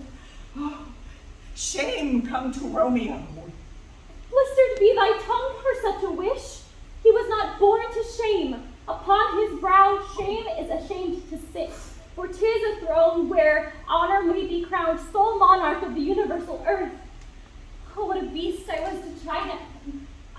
Will you speak well of him that killed your cousin? Shall I speak ill of him that is my husband? But wherefore, villain, didst thou kill my cousin? That villain cousin would have killed my husband.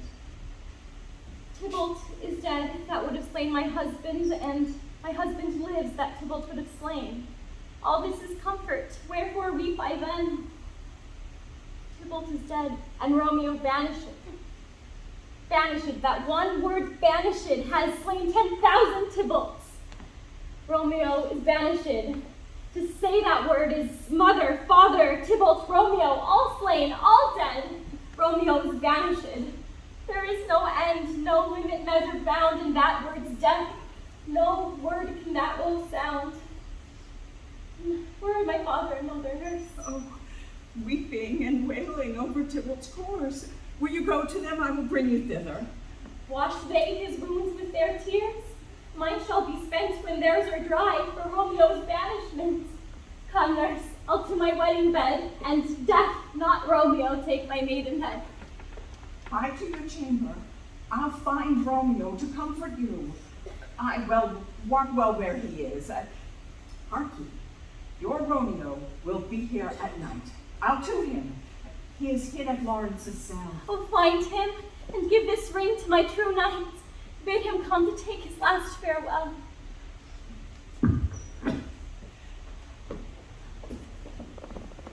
Romeo, come forth!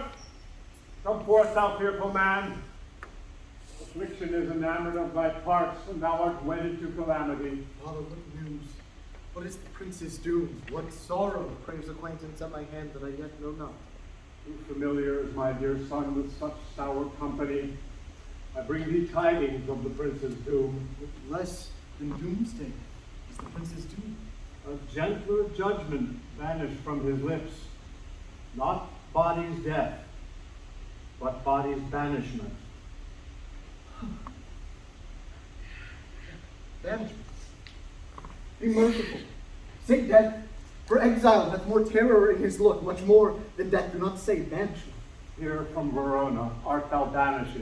Be patient, for the world is broad and wide. There is no world without Verona walls, but purgatory, torture, hell itself. Hence, banishment is banished from the world, and world's exile is death, and banished is death. This term, calling death banishment, thou cuttest my head off with a golden axe, and smilest upon the stroke that murders me. Deadly sin, O rude unthankfulness! Thy fault our law calls death, but the kind prince, taking thy part, hath rushed aside the law, and turned that dark word death to banishment. This is dear mercy, and thou seest it not. It is torture, and not mercy. Heaven is here, where Juliet lives, and every cat and dog and little mouse, every unworthy thing live here in heaven, and may look on her, but Romeo may not. Romeo may not.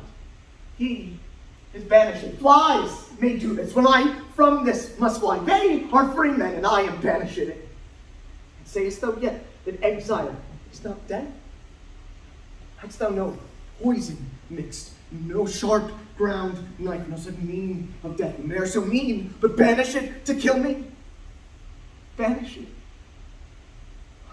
From the damned use that word in hell. Howlings attend it. How is that the heart? Being a divine, a ghostly confessor, a sin absolver, and my friend profess to mangle me with that word, banish it. Thou fond madman, hear me a little speak. No, thou wilt speak again of banishment. Give thee armor to keep off that word. Adversity's sweet milk, philosophy to comfort thee, though thou art banished. Yet, banishing. Hang up philosophy. Unless philosophy can make a Juliet, displant a town, reverse a prince's doom, it helps not. It prevails not. Talk no more. Oh, madman, hear me speak. How can I hear you speak when wise men have no eyes? You madmen have no ears.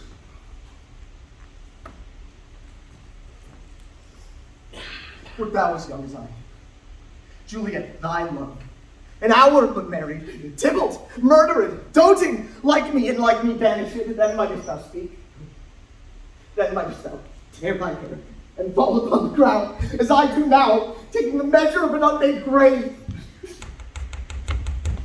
Romeo, arise. One knocks.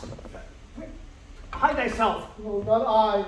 unless a breath of parts it groans mist-like and fold me from the search of eyes. Arise, Romeo, hark how they knock. By and by, arise, thou wilt be taken. Stay a while, stand up, run to my study. Will, what simpleness is this? I come. Whence come you? What's your will? Let me come in and you shall know my errand. I come from Lady Juliet. Welcome then. Oh, Holy Friar, tell me, Holy Friar, where is my lady's lord? Where's Romeo? There, on the ground with his own tears made drunk. Oh, he is even in my mistress's case, just in her case. Even so, oh, woeful sympathy, piteous predicament, even so lies she. Stand up, stand up, stand and now be a man. Oh, for Juliet's sake, for her sake, rise and stand. Why should you fall into so deep an oh? Nurse. Oh, sir, death's the end of all. Speakest thou of Juliet? How is it with her? Doth she not think me, an old murderer? Now I have stained the childhood of our joy with blood removed, but little from her own. Where is she? And how doth she? And what says my concealed lady to our concealed love? She says nothing, sir, but weeps and now falls on her bed and then starts up and Tybalt calls and then on Romeo cries and then down falls again. Is that name shot from the deadly level of a gun did murder her? Is that name's cursed hand murdered her kinsman? Oh. Tell me, friar, tell me in what part of this vile anatomy doth my name lodge? Tell me that I may sack the hateful mansion! Hold thy desperate hand!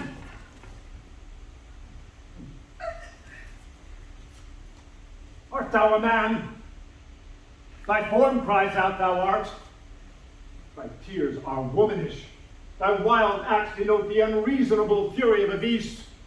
Unseemly woman in a seemly man, an ill-seeming beast in seeming both.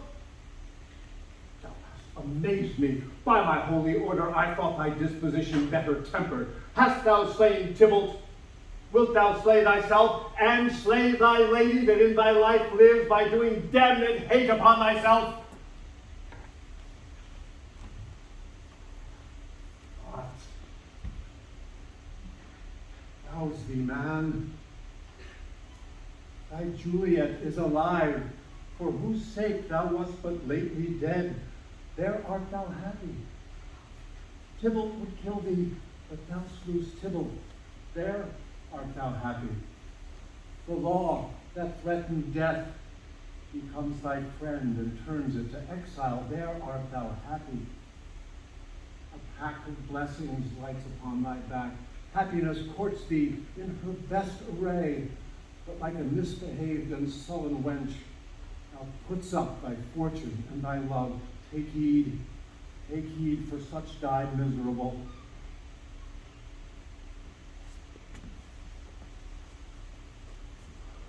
Go, get thee to thy love as was decreed.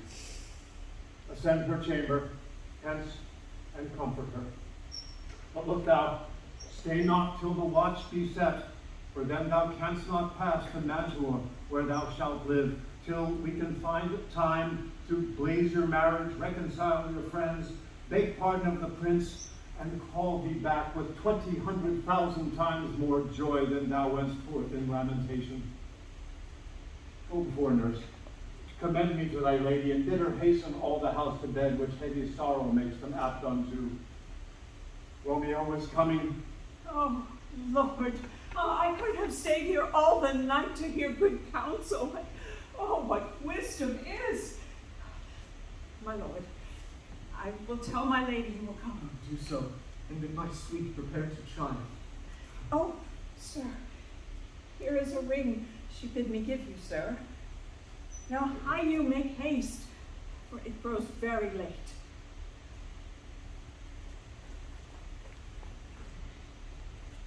How well my comfort is revived by this. Go hence, good night. And here stands all your state.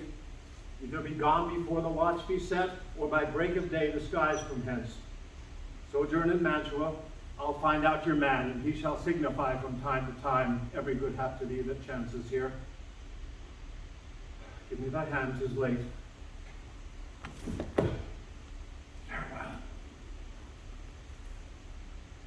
Without a joy, pastoral calls out on me, for a grief so brief, part with me. Farewell.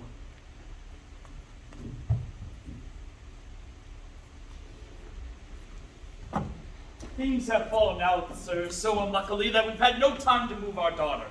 Look you, she loved her kinsman Tybalt dearly, and so did I. Well, we were born to die. 'Tis very late. She'll not come down tonight. I promise you, if it were not for your company, I would have been in bed an hour ago. These times of woe afford no time to woo. Madam, good night. Commend me to your daughter. I will, and know her mind early tomorrow. Tonight she's mewed up to her heaviness. Sir Paris, I will make a desperate tender of my child's love. I think she will be ruled in all respects by me. Nay more, I doubt not. A wife, going to Juliet ere you go to bed. Acquaint her here with my son Paris's love, and bid her on Wednesday next. But stop, what day is this? Monday, my lord. Monday? Oh, Wednesday is too soon. A Thursday let it be. A Thursday tell her she shall be married to this noble earl. Will you be ready? Do you like this haste? We'll keep no great ado, a friend or two, for, hark you, Tybalt being slain so late, it may be thought we held him carelessly, being our kinsman if we rebel much. Therefore we'll have half a dozen friends, and there an end. But what say you to Thursday? My lord, I would that Thursday were tomorrow. Well, get you gone. A Thursday it be then. Go thou to Juliet. Prepare her wife for this wedding day. Farewell, then, my lord. Good night.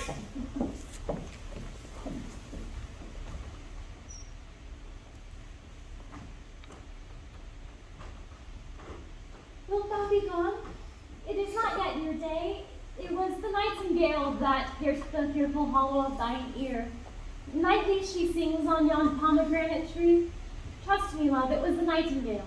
It was the lark, the herald of the morning, no nightingale. Look, love, what envious streaks do lace the severing clouds in yonder east. Night's candles are burnt out, and jocund day stands tiptoe on the misty mountain's tops. It must be gone and live, or stay and die. Yon's light is not daylight. I know it. It is some meteor the sun exhaled to be to thee this night a torch-bearer, and light thee on thy way to Mantua. Therefore stay yet, thou needst not be gone. May be tamed, or may be put to death, I am content, so thou wilt have it so. I'll say yon gray is not the morning's hour. It is but the pale reflex of Cynthia's brow, nor it is not the lark whose notes do beat the vaulty heaven so high above our heads. I have more care to stay than will to go. Come, death, and welcome. Juliet wills it so. Hurts my soul. Let's talk. It is not day. It is. Be gone away. It is the lark that sings so out of tune, straining harsh discords and displeasing sharps. More light and light it grows. More light and light, more dark and dark our woes. Madam, Nurse, your lady mother is coming to your chamber. The day is broke. Be wary. Look about. then let's stay in and let's life out. Farewell. Farewell. One kiss and I'll descend. Will thou be gone so? Love, Lord, I husband, friend. I needs must hear from you every day in the hour, for in a minute there are many days. Oh, by this count I shall be much in years ere I again behold my Romeo. Farewell.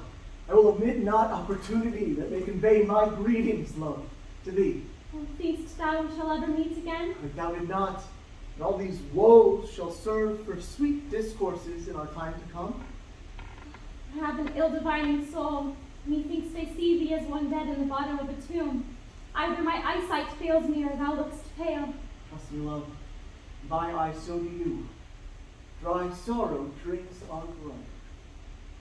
Adieu. Adieu. Fortune, all men call thee fickle. If thou art fickle, what dost thou with him that is renowned for faith? Be fickle, fortune, for then I hope thou wilt not keep him long, but send him back. Oh, daughter, are you up? Oh, who's that calls? It is my lady mother, is she not? Down so late or up so early, what unaccustomed cause procures her hither? Why, how now, Juliet? Madam, I am not well. Evermore weeping for your cousin's death. What, wilt thou wash him from his grave with tears? And if thou couldst not make him live. Therefore have done. Some grief shows much of love, but much of grief shows still some want of wit. Yet let me weep for such a feeling lost. So shall you feel the loss, but not the friend which you weep for. Feeling so lost, I cannot choose but ever weep the friend. Well, girl, thou weepst not so much for his death, as that the villain lives which slaughtered him. What villain, madam? That same villain Romeo. Villain and he be many miles asunder. God pardon him. I do, though no man like he doth grieve my heart. That is because the traitor murderer lives. I, madam, from the reach of these my hands, with none but I avenge my cousin's death. We will have vengeance for it. Fear thou not. Then weep no more. I'll send to one in Mantua, where that same banished renegade doth live. Shall give him such an unaccustomed dram that he shall soon keep Tybalt's company. And then I hope thou wilt be satisfied. I, madam, I shall never be satisfied with Romeo till I behold him. Dead is my heart, for so a kinsman vexed. If thou could find out but a man to bear poison, I would temper it, that Romeo should, upon receipt thereof, soon sleep in quiet. Oh, how my heart abhors to hear him named, and cannot come to him to wreak the love I bore my cousin upon the body that hath slaughtered him. Find thou the means, and I'll find such a man. But now I'll tell thee joyful tidings, girl. Oh, joy comes well in such needy time. What are they, beseech your ladyship? Well, thou hast a careful father, child, one who, to put thee from thy heaviness, hath sorted out a sudden day of joy that thou expectst not, nor I looked not for. Oh, what happy time, what day is that? Marry, my child, early next Thursday morn, a gallant, young, and noble gentleman, the County Paris at St. Peter's Church, shall happily make thee there a joyful bride. By St. Peter's Church, and Peter too, he shall not there make me a joyful bride. I wonder at this haste that I must wed ere he who should be husband comes to woo. I pray you, tell my father that I shall not yet wed, and when I do, it shall be Romeo, whom you know I hate, rather than Paris. These are news indeed. Here comes your father. Tell him so yourself, and see how he will take it at your hands. How now, the conduit girl? Blood still in tears, air more showery, and one with a body now counterfeits the bark, sea and the wind. How now, wife? Have you delivered to her our decree? Aye, sir, but she will none. She gives you thanks. I would the fool were married to her grave. Soft! Take me with you, wife. How? Will she none? Does she not give us thanks? Is she not proud? Does she not count her blessed, unworthy as she is, that we have brought so worthy a gentleman to be your bridegroom? Not proud you have, but thankful that you have. Proud can I never be of what I hate, but thankful even for hate that is meant love. How? Chop logic! What is this? Proud, and I thank you not, and yet not proud.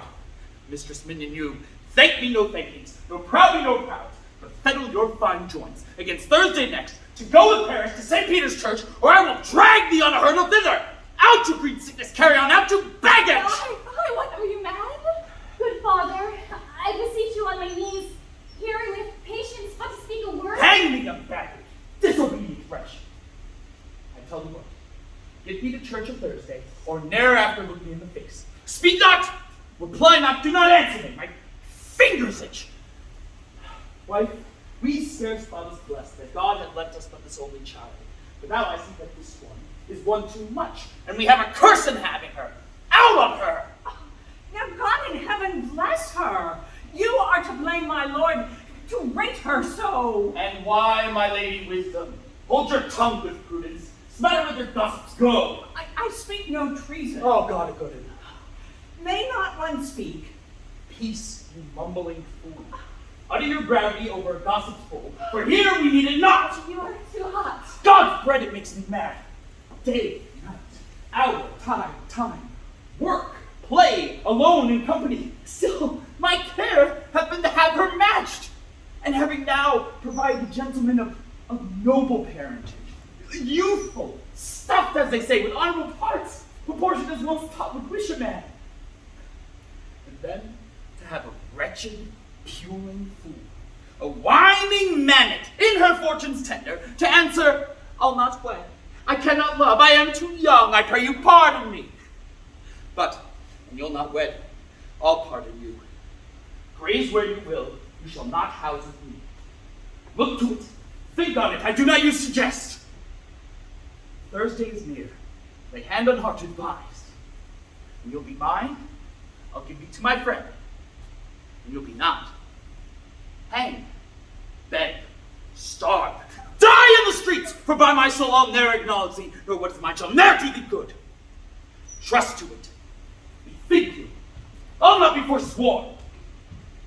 Is there no pity sitting in the clouds that seasons the bottom of my grief? Oh, sweet my mother, cast me not away. Delay this marriage for a month, a week, or if you do not, make the bridal bed in that dim monument where Tybalt's lay. Talk not to me, for I'll not speak a word. Do as thou wilt, for I have done with thee. Oh God, oh nurse, how shall this be prevented? My faith is in heaven, my husband on earth. How shall my faith return again to me, to earth, lest my husband send it to me from heaven by leaving earth? Oh, comfort me, counsel me. Alas, that heaven should practice such stratagems upon so soft a subject as myself. What say'st thou? Hast thou not a word of joy, some comfort, nurse? Faith, here it is. Romeo is banished, and all the world to nothing, that he dares ne'er come back to comfort you, to challenge you, or if he do, it needs must be by stealth. Then, since the case so stands as now it does,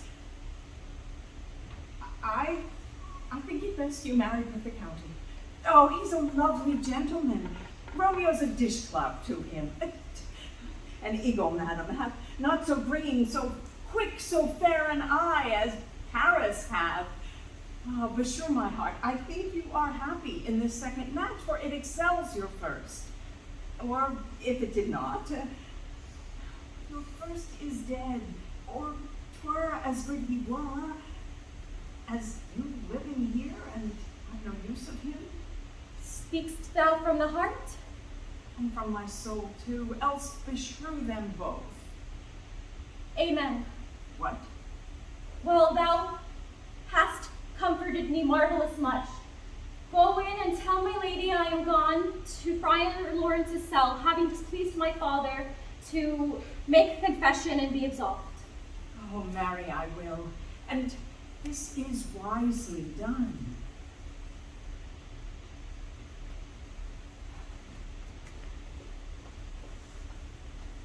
Ancient damnation! O most wicked fiend!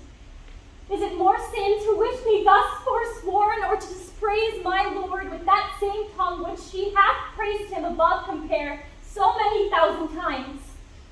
Go, counselor! Henceforth thy bosom and mine shall be twain. I'll to the friar to know his remedy. If all else fail, myself have power to die.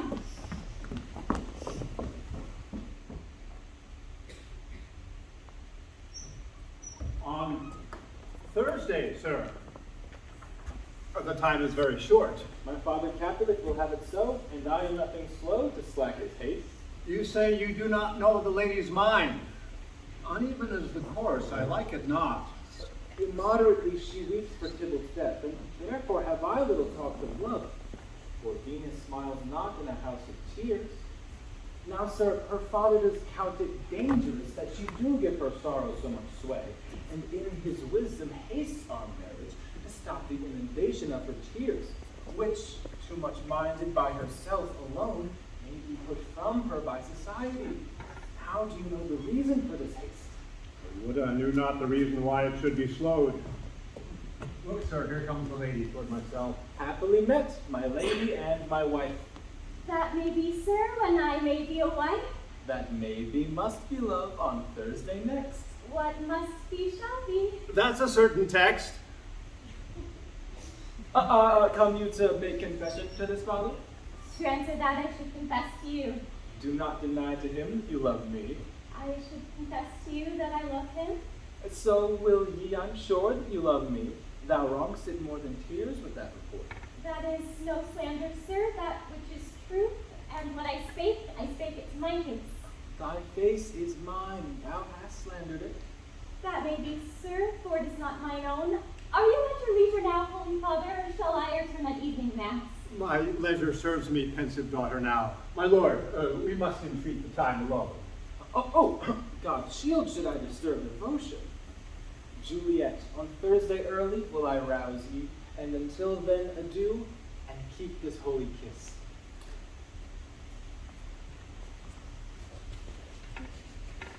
Oh, weep with me, past care, past help, past hope. Juliet, I already know thy grief. It strains me past the compass of my wits. I hear thou must, and nothing may prorogue it, on Thursday next be married to this county. God joins my heart and Romeo's, thou our hands, and ere this hand by thee to Romeo sealed shall be labeled to another deed, or my true heart with revolt turn to another, this shall slay them both. Therefore, out of thy long time, give me some present counsel, or behold, betwixt my extremes and a bloody knife shall play the umpire, arbitrating that which the commission of thy art and years shall no honor bring. Speak, be not so long to speak. I long to die, if what thou speakst, speak not of remedy. Oh, daughter, I do spy a kind of hope which craves as desperate an execution as that is desperate which we would prevent. If, rather than to marry County Paris, thou hast the strength of will to slay thyself, then it is likely thou wilt undertake a thing like death to chide away this shame, that copes with death himself to escape from it. And if thou darest, I'll give thee remedy. Oh, bid me leap rather than marry Paris off the battlements of any tower, or walk in thievish ways, or bid me lurk where serpents are, and I will do it without doubt or fear, to live an unstained life to my sweet love. Oh, then, go home, be married, give consent to marry Paris. Wednesday is tomorrow. Tomorrow night, look that thou lie alone. Let not the nurse lie with thee in thy chamber. Take thou this vial, being then in bed, and this distilling liquor drink thou off. When presently through all thy veins shall run a cold and drowsy humor, for no pulse shall keep his native progress, but surcease. No warmth, no breath shall testify thou livest. Then in this borrowed likeness of shrunk death shalt thou continue 42 hours, and then awaken as from a pleasant sleep. Now, when the bridegroom in the morning comes to rouse thee from thy bed, there art thou dead. Then, as the manner of our country is, in thy best robes, uncovered on the bier, thou shalt be borne to that same ancient vault where all the kindred of the Capulets lie. Meantime, against thou shalt awake, shall Romeo by my letters know our drift, and hither shall he come, and he and I will watch thy waking, and that very night shall he bear thee hence to Mantua, and this shall free thee from thy present shame, if no inconstant toy nor womanish fear abate thy valor in the acting it. Oh, give me, tell me not of fear. Hold, get you gone, be strong and prosperous in this resolve.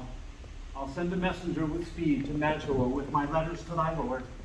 Love shall give me strength, and strength shall help the Lord. Farewell, good father.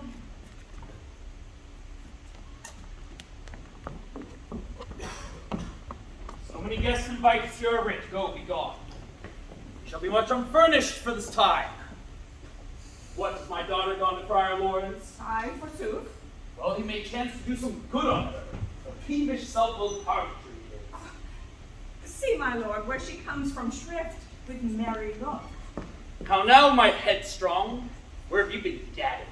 where I have learnt me to repent the sin of disobedient opposition, and to you in your behests am enjoined by Lawrence to fall prostrate here and beg your pardon. Pardon, I beseech you, henceforth I never roamed by you. Go send for the county. Go tell him of this. I'll have this knot knit up tomorrow morning. I met the youthful lord at Lawrence's cell and gave him what might become love, and not stepping over the bounds of modesty. I am glad on it. This is well. Stand up. This is as it should be. Let me see the county. Aye, Mary, go, I say, and fetch him hither. Oh, now, for God, this reverend holy friar, all our whole city is much bound to him. Nurse, would you come with me to my closet to sort out such needful ornaments as you see fit to furnish me tomorrow? No, not till Thursday. There's time enough. No, go, nurse, go with her. We'll to church tomorrow. We shall be short in our provision. 'Tis now near night. Tush, I will stir about, and all shall be well. I warn thee, wife, go thou to Juliet. Help to deck up her. I'll not to bed tonight. Let me alone. I'll play the housewife for this once. Why, I'll walk myself to County Paris to prepare him against tomorrow. My heart is wondrous light, the same wayward girl is so reclaimed. Aye, those attires are best. But gentle nurse, I pray thee leave me to myself tonight, for I have need of many prayers to move the heavens to smile upon my state, which thou knowest is cross and full of sin. What? Are you busy? Need you my help? No, madam. We have both such necessaries as are removable for our states tomorrow, so please you, now let me be left alone, and let the nurse this night sit up with you, for I am sure you have your hands full, all this so set in business. Good night. Get thee to bed and rest, for thou hast need. Farewell.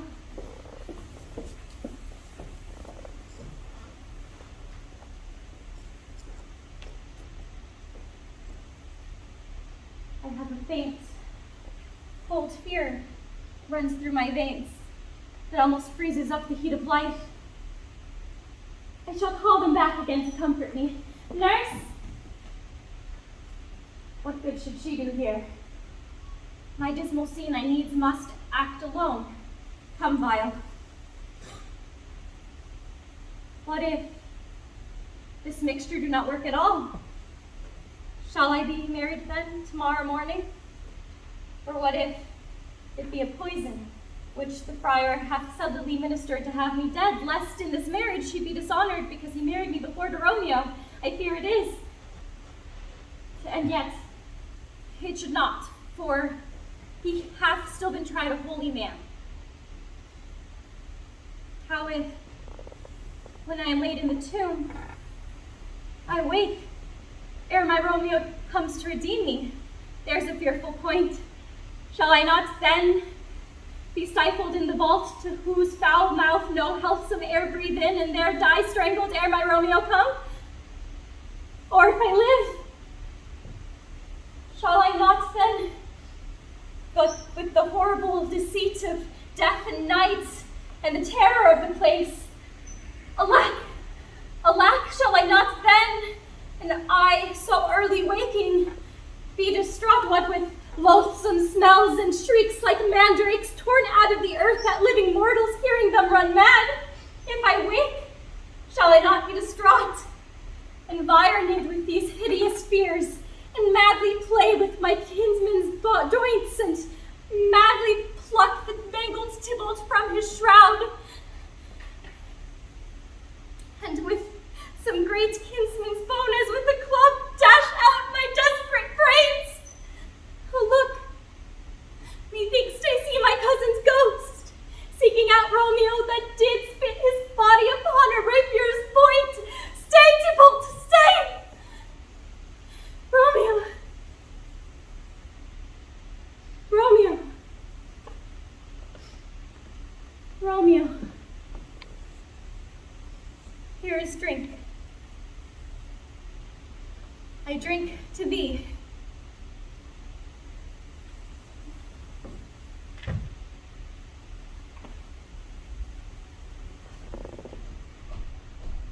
Nurse, go waken Juliet. Go and trim her up. I'll go chat in Paris.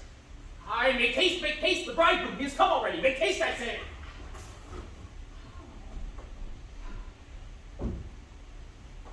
Mistress? What? Mistress? Juliet? Oh, fast I warrant her she. Oh. Why, lamb? Why, lady?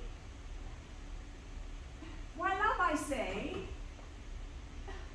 Madam? Oh, sweetheart? Why, bride? What? Not a word? Aye, you take your pennyworths now. Sleep for a week, or I warrant the County Paris hath set up his rest so that you shall rest but little. Oh, may God forgive me, Marion, amen. Oh, how sound is she asleep? I needs must wake her. Madam? Madam? Madam? I let the county take you in your bed. He'll break you up in faith, will it not be? But dress, and in your clothes and down again. I must needs wake you. Lady? Lady? Lady!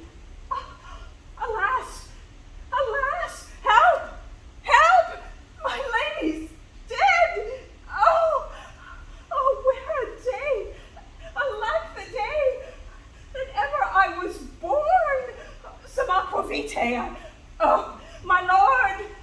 My lady! What noise is here?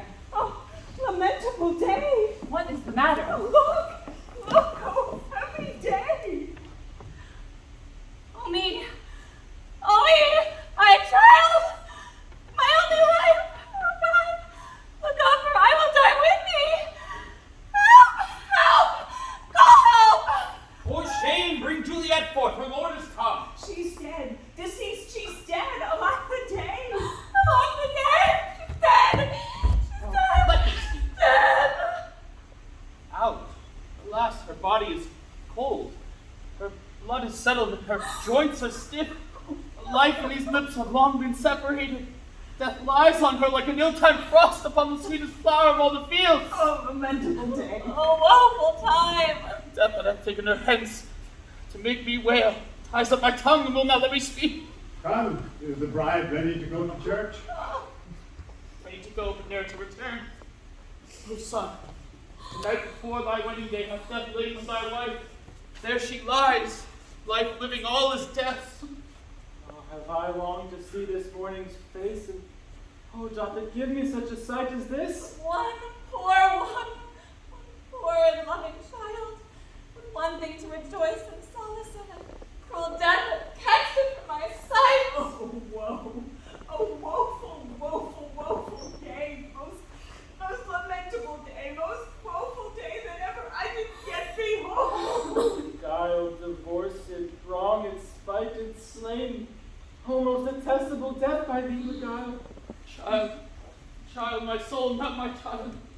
There art thou, alack, my child is dead. With my child, my choice are buried. Peace, oh, for shame. Confusion's cure lives not in these confusions. Heaven and yourself had part in this fair maid, now heaven hath all, and all the better is it for the maid. Your part you could not keep from death. Heaven keeps his part in eternal life.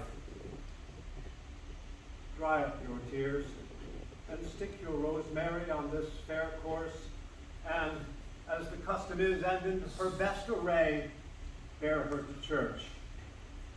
For though fond nature bids us all lament, yet nature's tears are reason's merriment. All things we ordained at festival turn from their office to black funeral. Our instruments to melancholy bells. Our wedding cheer to a sad burial feast. Our solemn nymphs to sullen dirges change. Our bridal flowers serve to a better course. and all things change unto the contrary. Sir, go you in, and madam, go with him. And go, Sir Paris. Everyone prepare to follow this fair course under her grave. The heavens do lure upon you for some ill, move them no more by crossing their high will.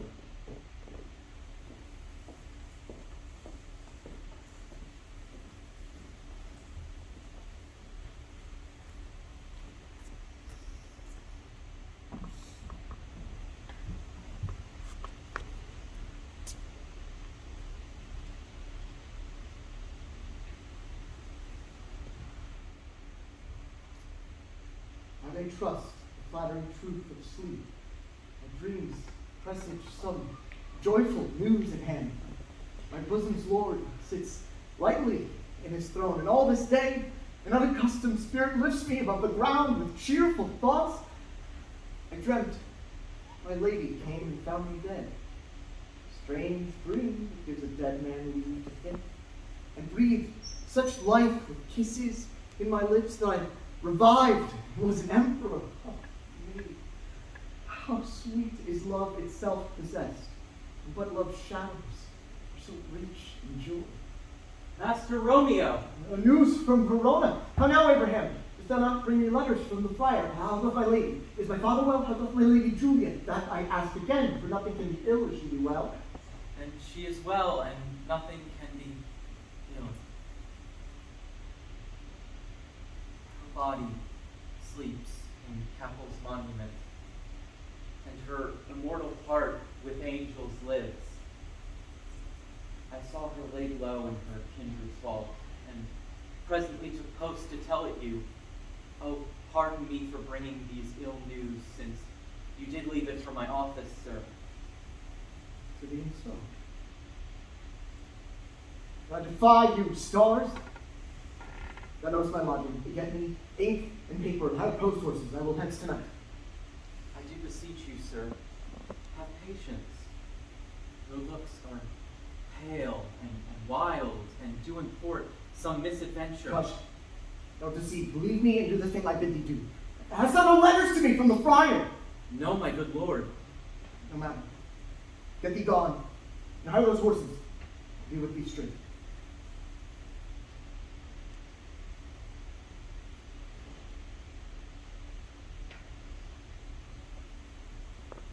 Oh, Juliet, I will lie with thee tonight. Let's see what it means to enter in the thoughts of desperate men. I do remember an apothecary, and hereabouts he dwells, which late I noted in tattered weeds with overwhelming brows, culling of simple's meager, or his looks, sharp misery had worn him to the bone, and about his shelves beggarly account of empty boxes, green earthen pots, bladders and musty seeds, and old cakes of roses were thinly scattered to make up a show. Noting his penury to myself, I say, if a man did need a poison now, the sale was present death, and natural, here, it was the caitiff fresh would sell it me. The same thought that did forerun my need. The same needy man must sell it me. What ho! Apothecary! Who calls so loud? Come hither, man. I see that thou art poor. Hold.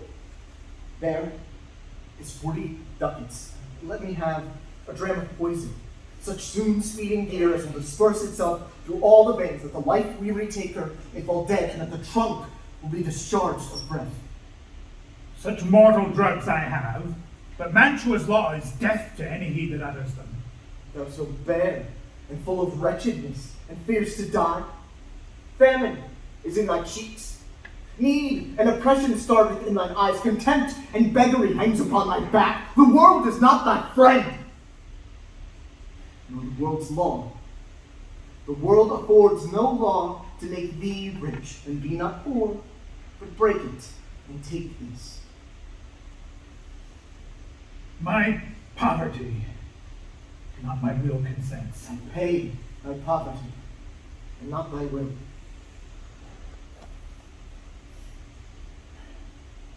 Put this in any liquid thing you will, and drink it off. And if you had the strength of 20 men, it would dispatch you straight. There's thy gold. There's poison to men's souls, doing more murder in this loathsome world than these poor compounds that thou mayest not sell. I sell thee poison. Thou sold me more. Farewell. Buy food. And get thyself in flesh.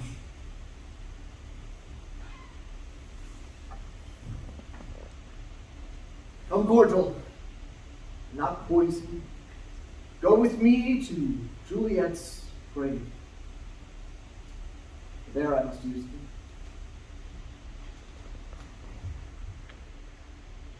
Holy Franciscan Father! Father! Ho! The same should be the voice of John. Welcome from Mantua. What says Romeo? Or if his mind be writ, give me his letter. Well, going to find one of our order to associate me here in the city visiting the sick. And finding him, the searchers of the town, suspecting that we were both in the house where the infectious pestilence did reign, sealed up the doors and would not let us forth. Thus my speech meant that there had to be stayed. Bear my letter then to Romeo. I could not send it. Here it is again. Nor could I find a messenger to bring it thee, so fearful worthy of this infection. Fortune. By my brotherhood, the letter was full of charge, of dear import, and the neglecting it made you much danger.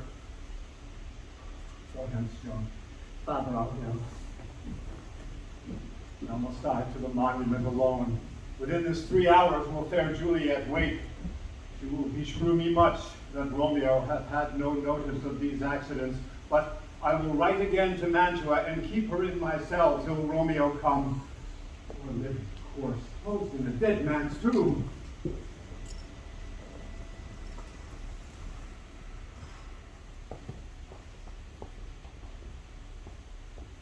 Give me thy torch hence and stand aloof. Yet, put it out, for I would not be seen. Under yon yew trees lay thee all along, holding thy ear close to the hallowed ground. So shall no foot upon the churchyard tread, but thou shalt hear it. Whistle then to me, as signal that thou hearest something approach. Give me those flowers. Do as I bid thee. Go! I am almost afraid to stand alone near the churchyard, yet I will venture. Oh, sweet flower, with flowers thy bridal bed I strew, which with sweet water nightly I will do. The obsequies that I for thee will keep nightly shall be to strew thy grave and weep. They give warning something doth approach. What cursed foot wanders this way tonight to cross my obsequies and true love's right? Muffle me not the while.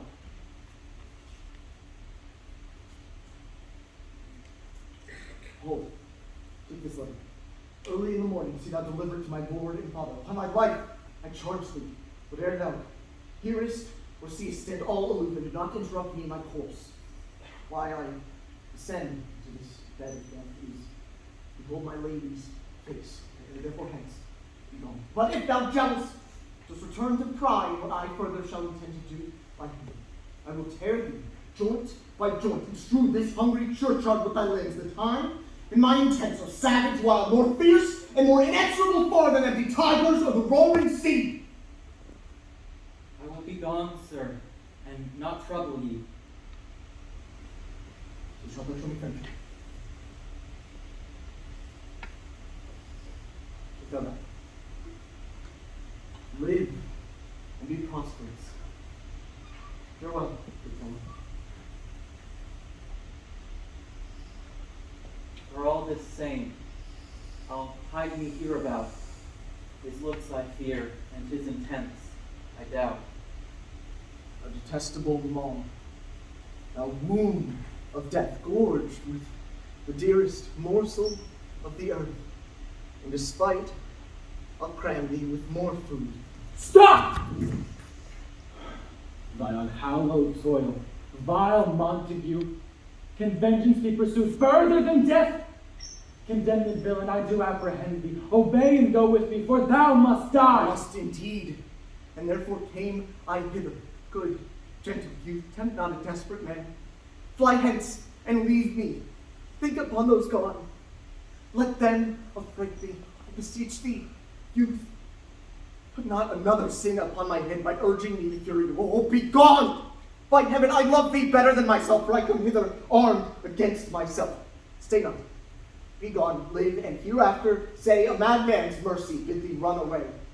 I do defy thy charges, and apprehend thee for a felon here. Thou provoke me. Have at thee, boy. Oh Lord, they fight! I will call the watch.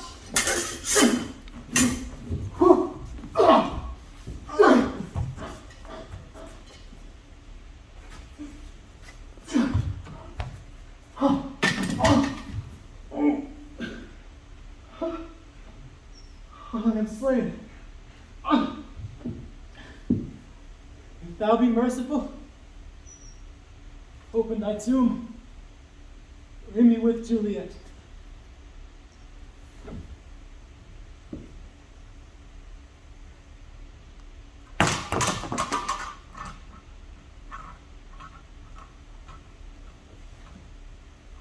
Let me peruse this face. Mercutio Skinton, noble county, Paris. What said my man? My betossed soul did not attend him as we rode. Think, he told me Paris should have married Juliet. Said he not so? Or did I dream it so? Or am I mad hearing him talk of Juliet to think so?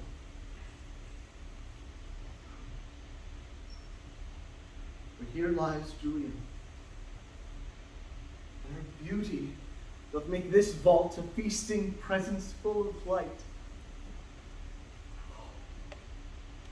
My love, my wife, death that had sucked the honey of thy breath, had no power yet in thy beauty. Thou art not conquered. Beauty's ensign yet is crimson in thy lips and in thy cheeks. Death's pale flag is not yet advanced there. Dear Juliet, why art thou yet so furtive? Shall I believe that unsubstantial death is amorous, that the lean, abhorred monster keeps thee here in dark to be his paramour? I fear that I still will stay with thee, and never in this palace of dim night depart again. Oh, here will I remain. Worms, there are thy chambermaids. Oh, here will I set up my everlasting rest and shake the yoke of inauspicious stars from this world-wearied flesh. Eyes, look your last. Arms, take your last embrace. And lips, oh, you, the doors of breath, sealed with a righteous kiss.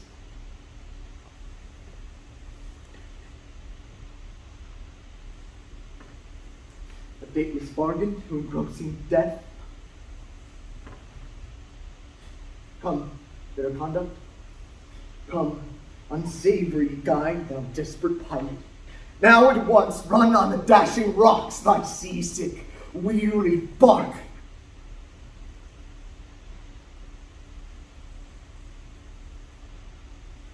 Here's to my love.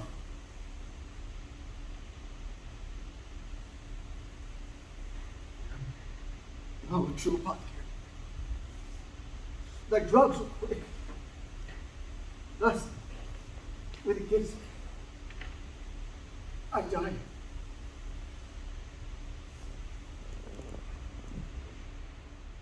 St. Francis be my speed. How oft tonight has my old feet stumbled at graves? Who's there? Here's one, a friend, and one that knows you well. Bless be upon you. Tell me, good my friend, what torches yon that vainly lends his light to grubs and eyeless skulls, as I discern his burneth in the Capitol's monument? It does so, holy sir, and there's my master, one that you love. Who is it? Romeo. How long hath he been there? Full half an hour. Go with me to the vault. I dare not, sir.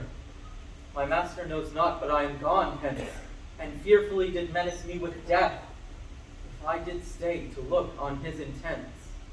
Stay then. I'll go alone. Fear comes upon me. Oh, much I fear some ill, unthrifty thing. Romeo! Alack! Alack, what blood is this that stains the stony entrance of this sepulchre? What mean these masterless and gory swords to lie discolored by this place of peace? Romeo! Oh, pale.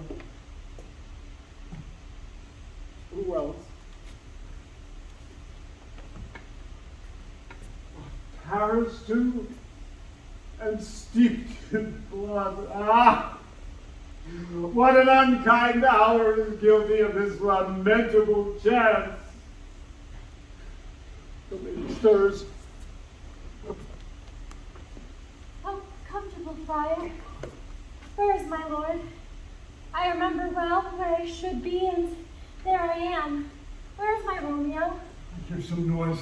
Lady, come with from this nest of death, contagion, and unnatural sleep. A greater power than we can contradict hath thwarted our intents. Come, come away. Thy husband in thy bosom there lies dead, and Paris too. Come, I'll dispose of thee among a sisterhood of holy nuns. Stay not to question, for the watch is coming. Come, go, good Juliet, I dare no longer stay. Go, get thee hence, for I will not away. What's here? Oh, a cup in my true love's hand. Poison, I see, has been his timeless end. Oh, churl, drink all and left no friendly drop to help me after. I will kiss thy lips. Haply some poison yet doth hang there to help me die with a restorative. My lips are warm. Lead the way. Yea, noise. And I'll be brief. Happy dagger, this is thy sheath. Bear rust, and let me die.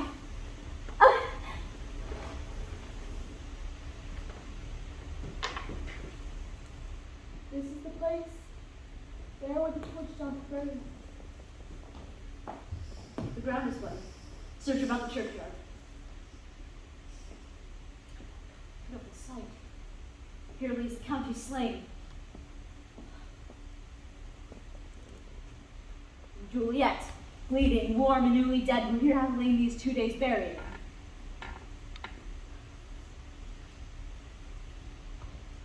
Go. Tell the prince, run to the Capulets, raise up the Montague. We see the ground whereon these woes do lie, the true ground of all these piteous woes we cannot without circumstance describe. Here's Romeo's man, we found him in the churchyard. Hold him in safety till the prince come with him. What misadventure is so early up that calls our person from our morning rest? What should it be that is so shrieked abroad? The people in the street cry Romeo, some Juliet, and some Paris, and all are with open outcry toward our monument. What fear is this which startles in your ears? Sovereign, here lies the County Paris slain. Romeo, dead, and Juliet, dead before war when who killed. Search, seek, and know how this foul murder comes. Here's a friar and slaughtered Romeo's man. Oh, heavens. Oh, wife, look how our daughter bleeds. This dagger hath mistaken for load. His house is empty on the back of Montague, and it is sheathed in my daughter's bosom. Me, the sight of death is as a bell that warns my old age to a sepulchre. Come, Montague, for thou art early up to see thy son and heir more early down. Alas, my liege, my wife is dead tonight. Grief of my son's exile stopped her bread. What further woe conspires against mine age? Look, and thou shalt see. Thou untaught! What madness is in this? To press before thy father to a grave? Seal up the mouth of outrage for a while till we can clear these ambiguities and know their spring, their head, their true descent. And then will I, general of your woes, and lead you even to death. Meantime, forbear, and let mischance be slave to patience. Here I am, both to impeach and purge myself condemned and myself excused. Then say at once what thou dost know in this. Romeo, their dead, was husband to that Juliet, and she, their dead, that's Romeo's faithful wife. I married them, and their stolen marriage day was Tybalt's doomsday, whose untimely death banished the new-made bridegroom from this city, for whom, and not for Tybalt, Juliet pined. You, to remove this siege of grief from her betrothed, and would have married her perforce to Kelsey Paris. Then comes she to me, and with wild looks bid me devise some mean to rid her of this second marriage, or in my cell there would she kill herself. Then gave I her a sleeping potion, which so took effect as I intended, for wrought on her the form of death.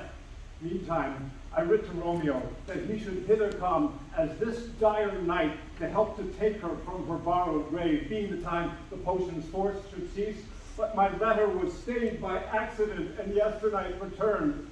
Then, all alone, at the prefixed hour of her waking, came I to take her from her kindred's vault. But when I came, some minute ere the time of her waking, here untimely lay the noble Paris and true Romeo dead. She wakes, and I entreated her to come forth and bear this work of heaven with patience. But then a noise did scare me from the tomb, and she, too desperate, would not go with me, but as it seems, did violence on herself. All this I know, and if aught in this miscarried by my fault, let my old life be sacrificed some hour before his time under the rigor of severest law. We still have known thee for a holy man. Where's Romeo's men? What can he say to this? I brought my master news of Juliet's death, and then in post he came from Mantua to this same place, to this same monument. This letter he early bid me give his father, and threatened me with death, going in the vault if I departed not, and left him there. Give me the letter, I will look on it. Where is the county's page that rang the watch? What made your master in this place? He came with flowers to strew his lady's grave, and bid me stand aloof, and so I did. Anon comes one to the tomb, and by my master drew on her, and then I left her to watch. This letter doth make good the friar's words, their course of love, the tidings of her death. And here he writes that he did buy a poison, a poor apothecary, and therewithal came to this vault to die, and lie with Juliet. Where be these enemies? Capulet, Montague, see what a scourge is laid upon your hate, that heaven finds means to kill your joys with love. And I, for winking at your discords too, have lost a brace of kinsmen. All are punished.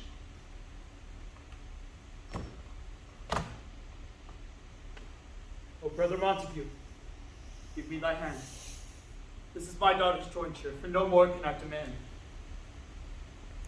But I can give thee more. For I will raise her statue in pure gold, that while Verona by that name is known, there shall no figure at such rate be set as that of true and faithful Juliet. As for it shall Romeo by his lady's lie, poor sacrifices of our enmity. A glooming peace this morning with a dream. The sun for sorrow will not show his head.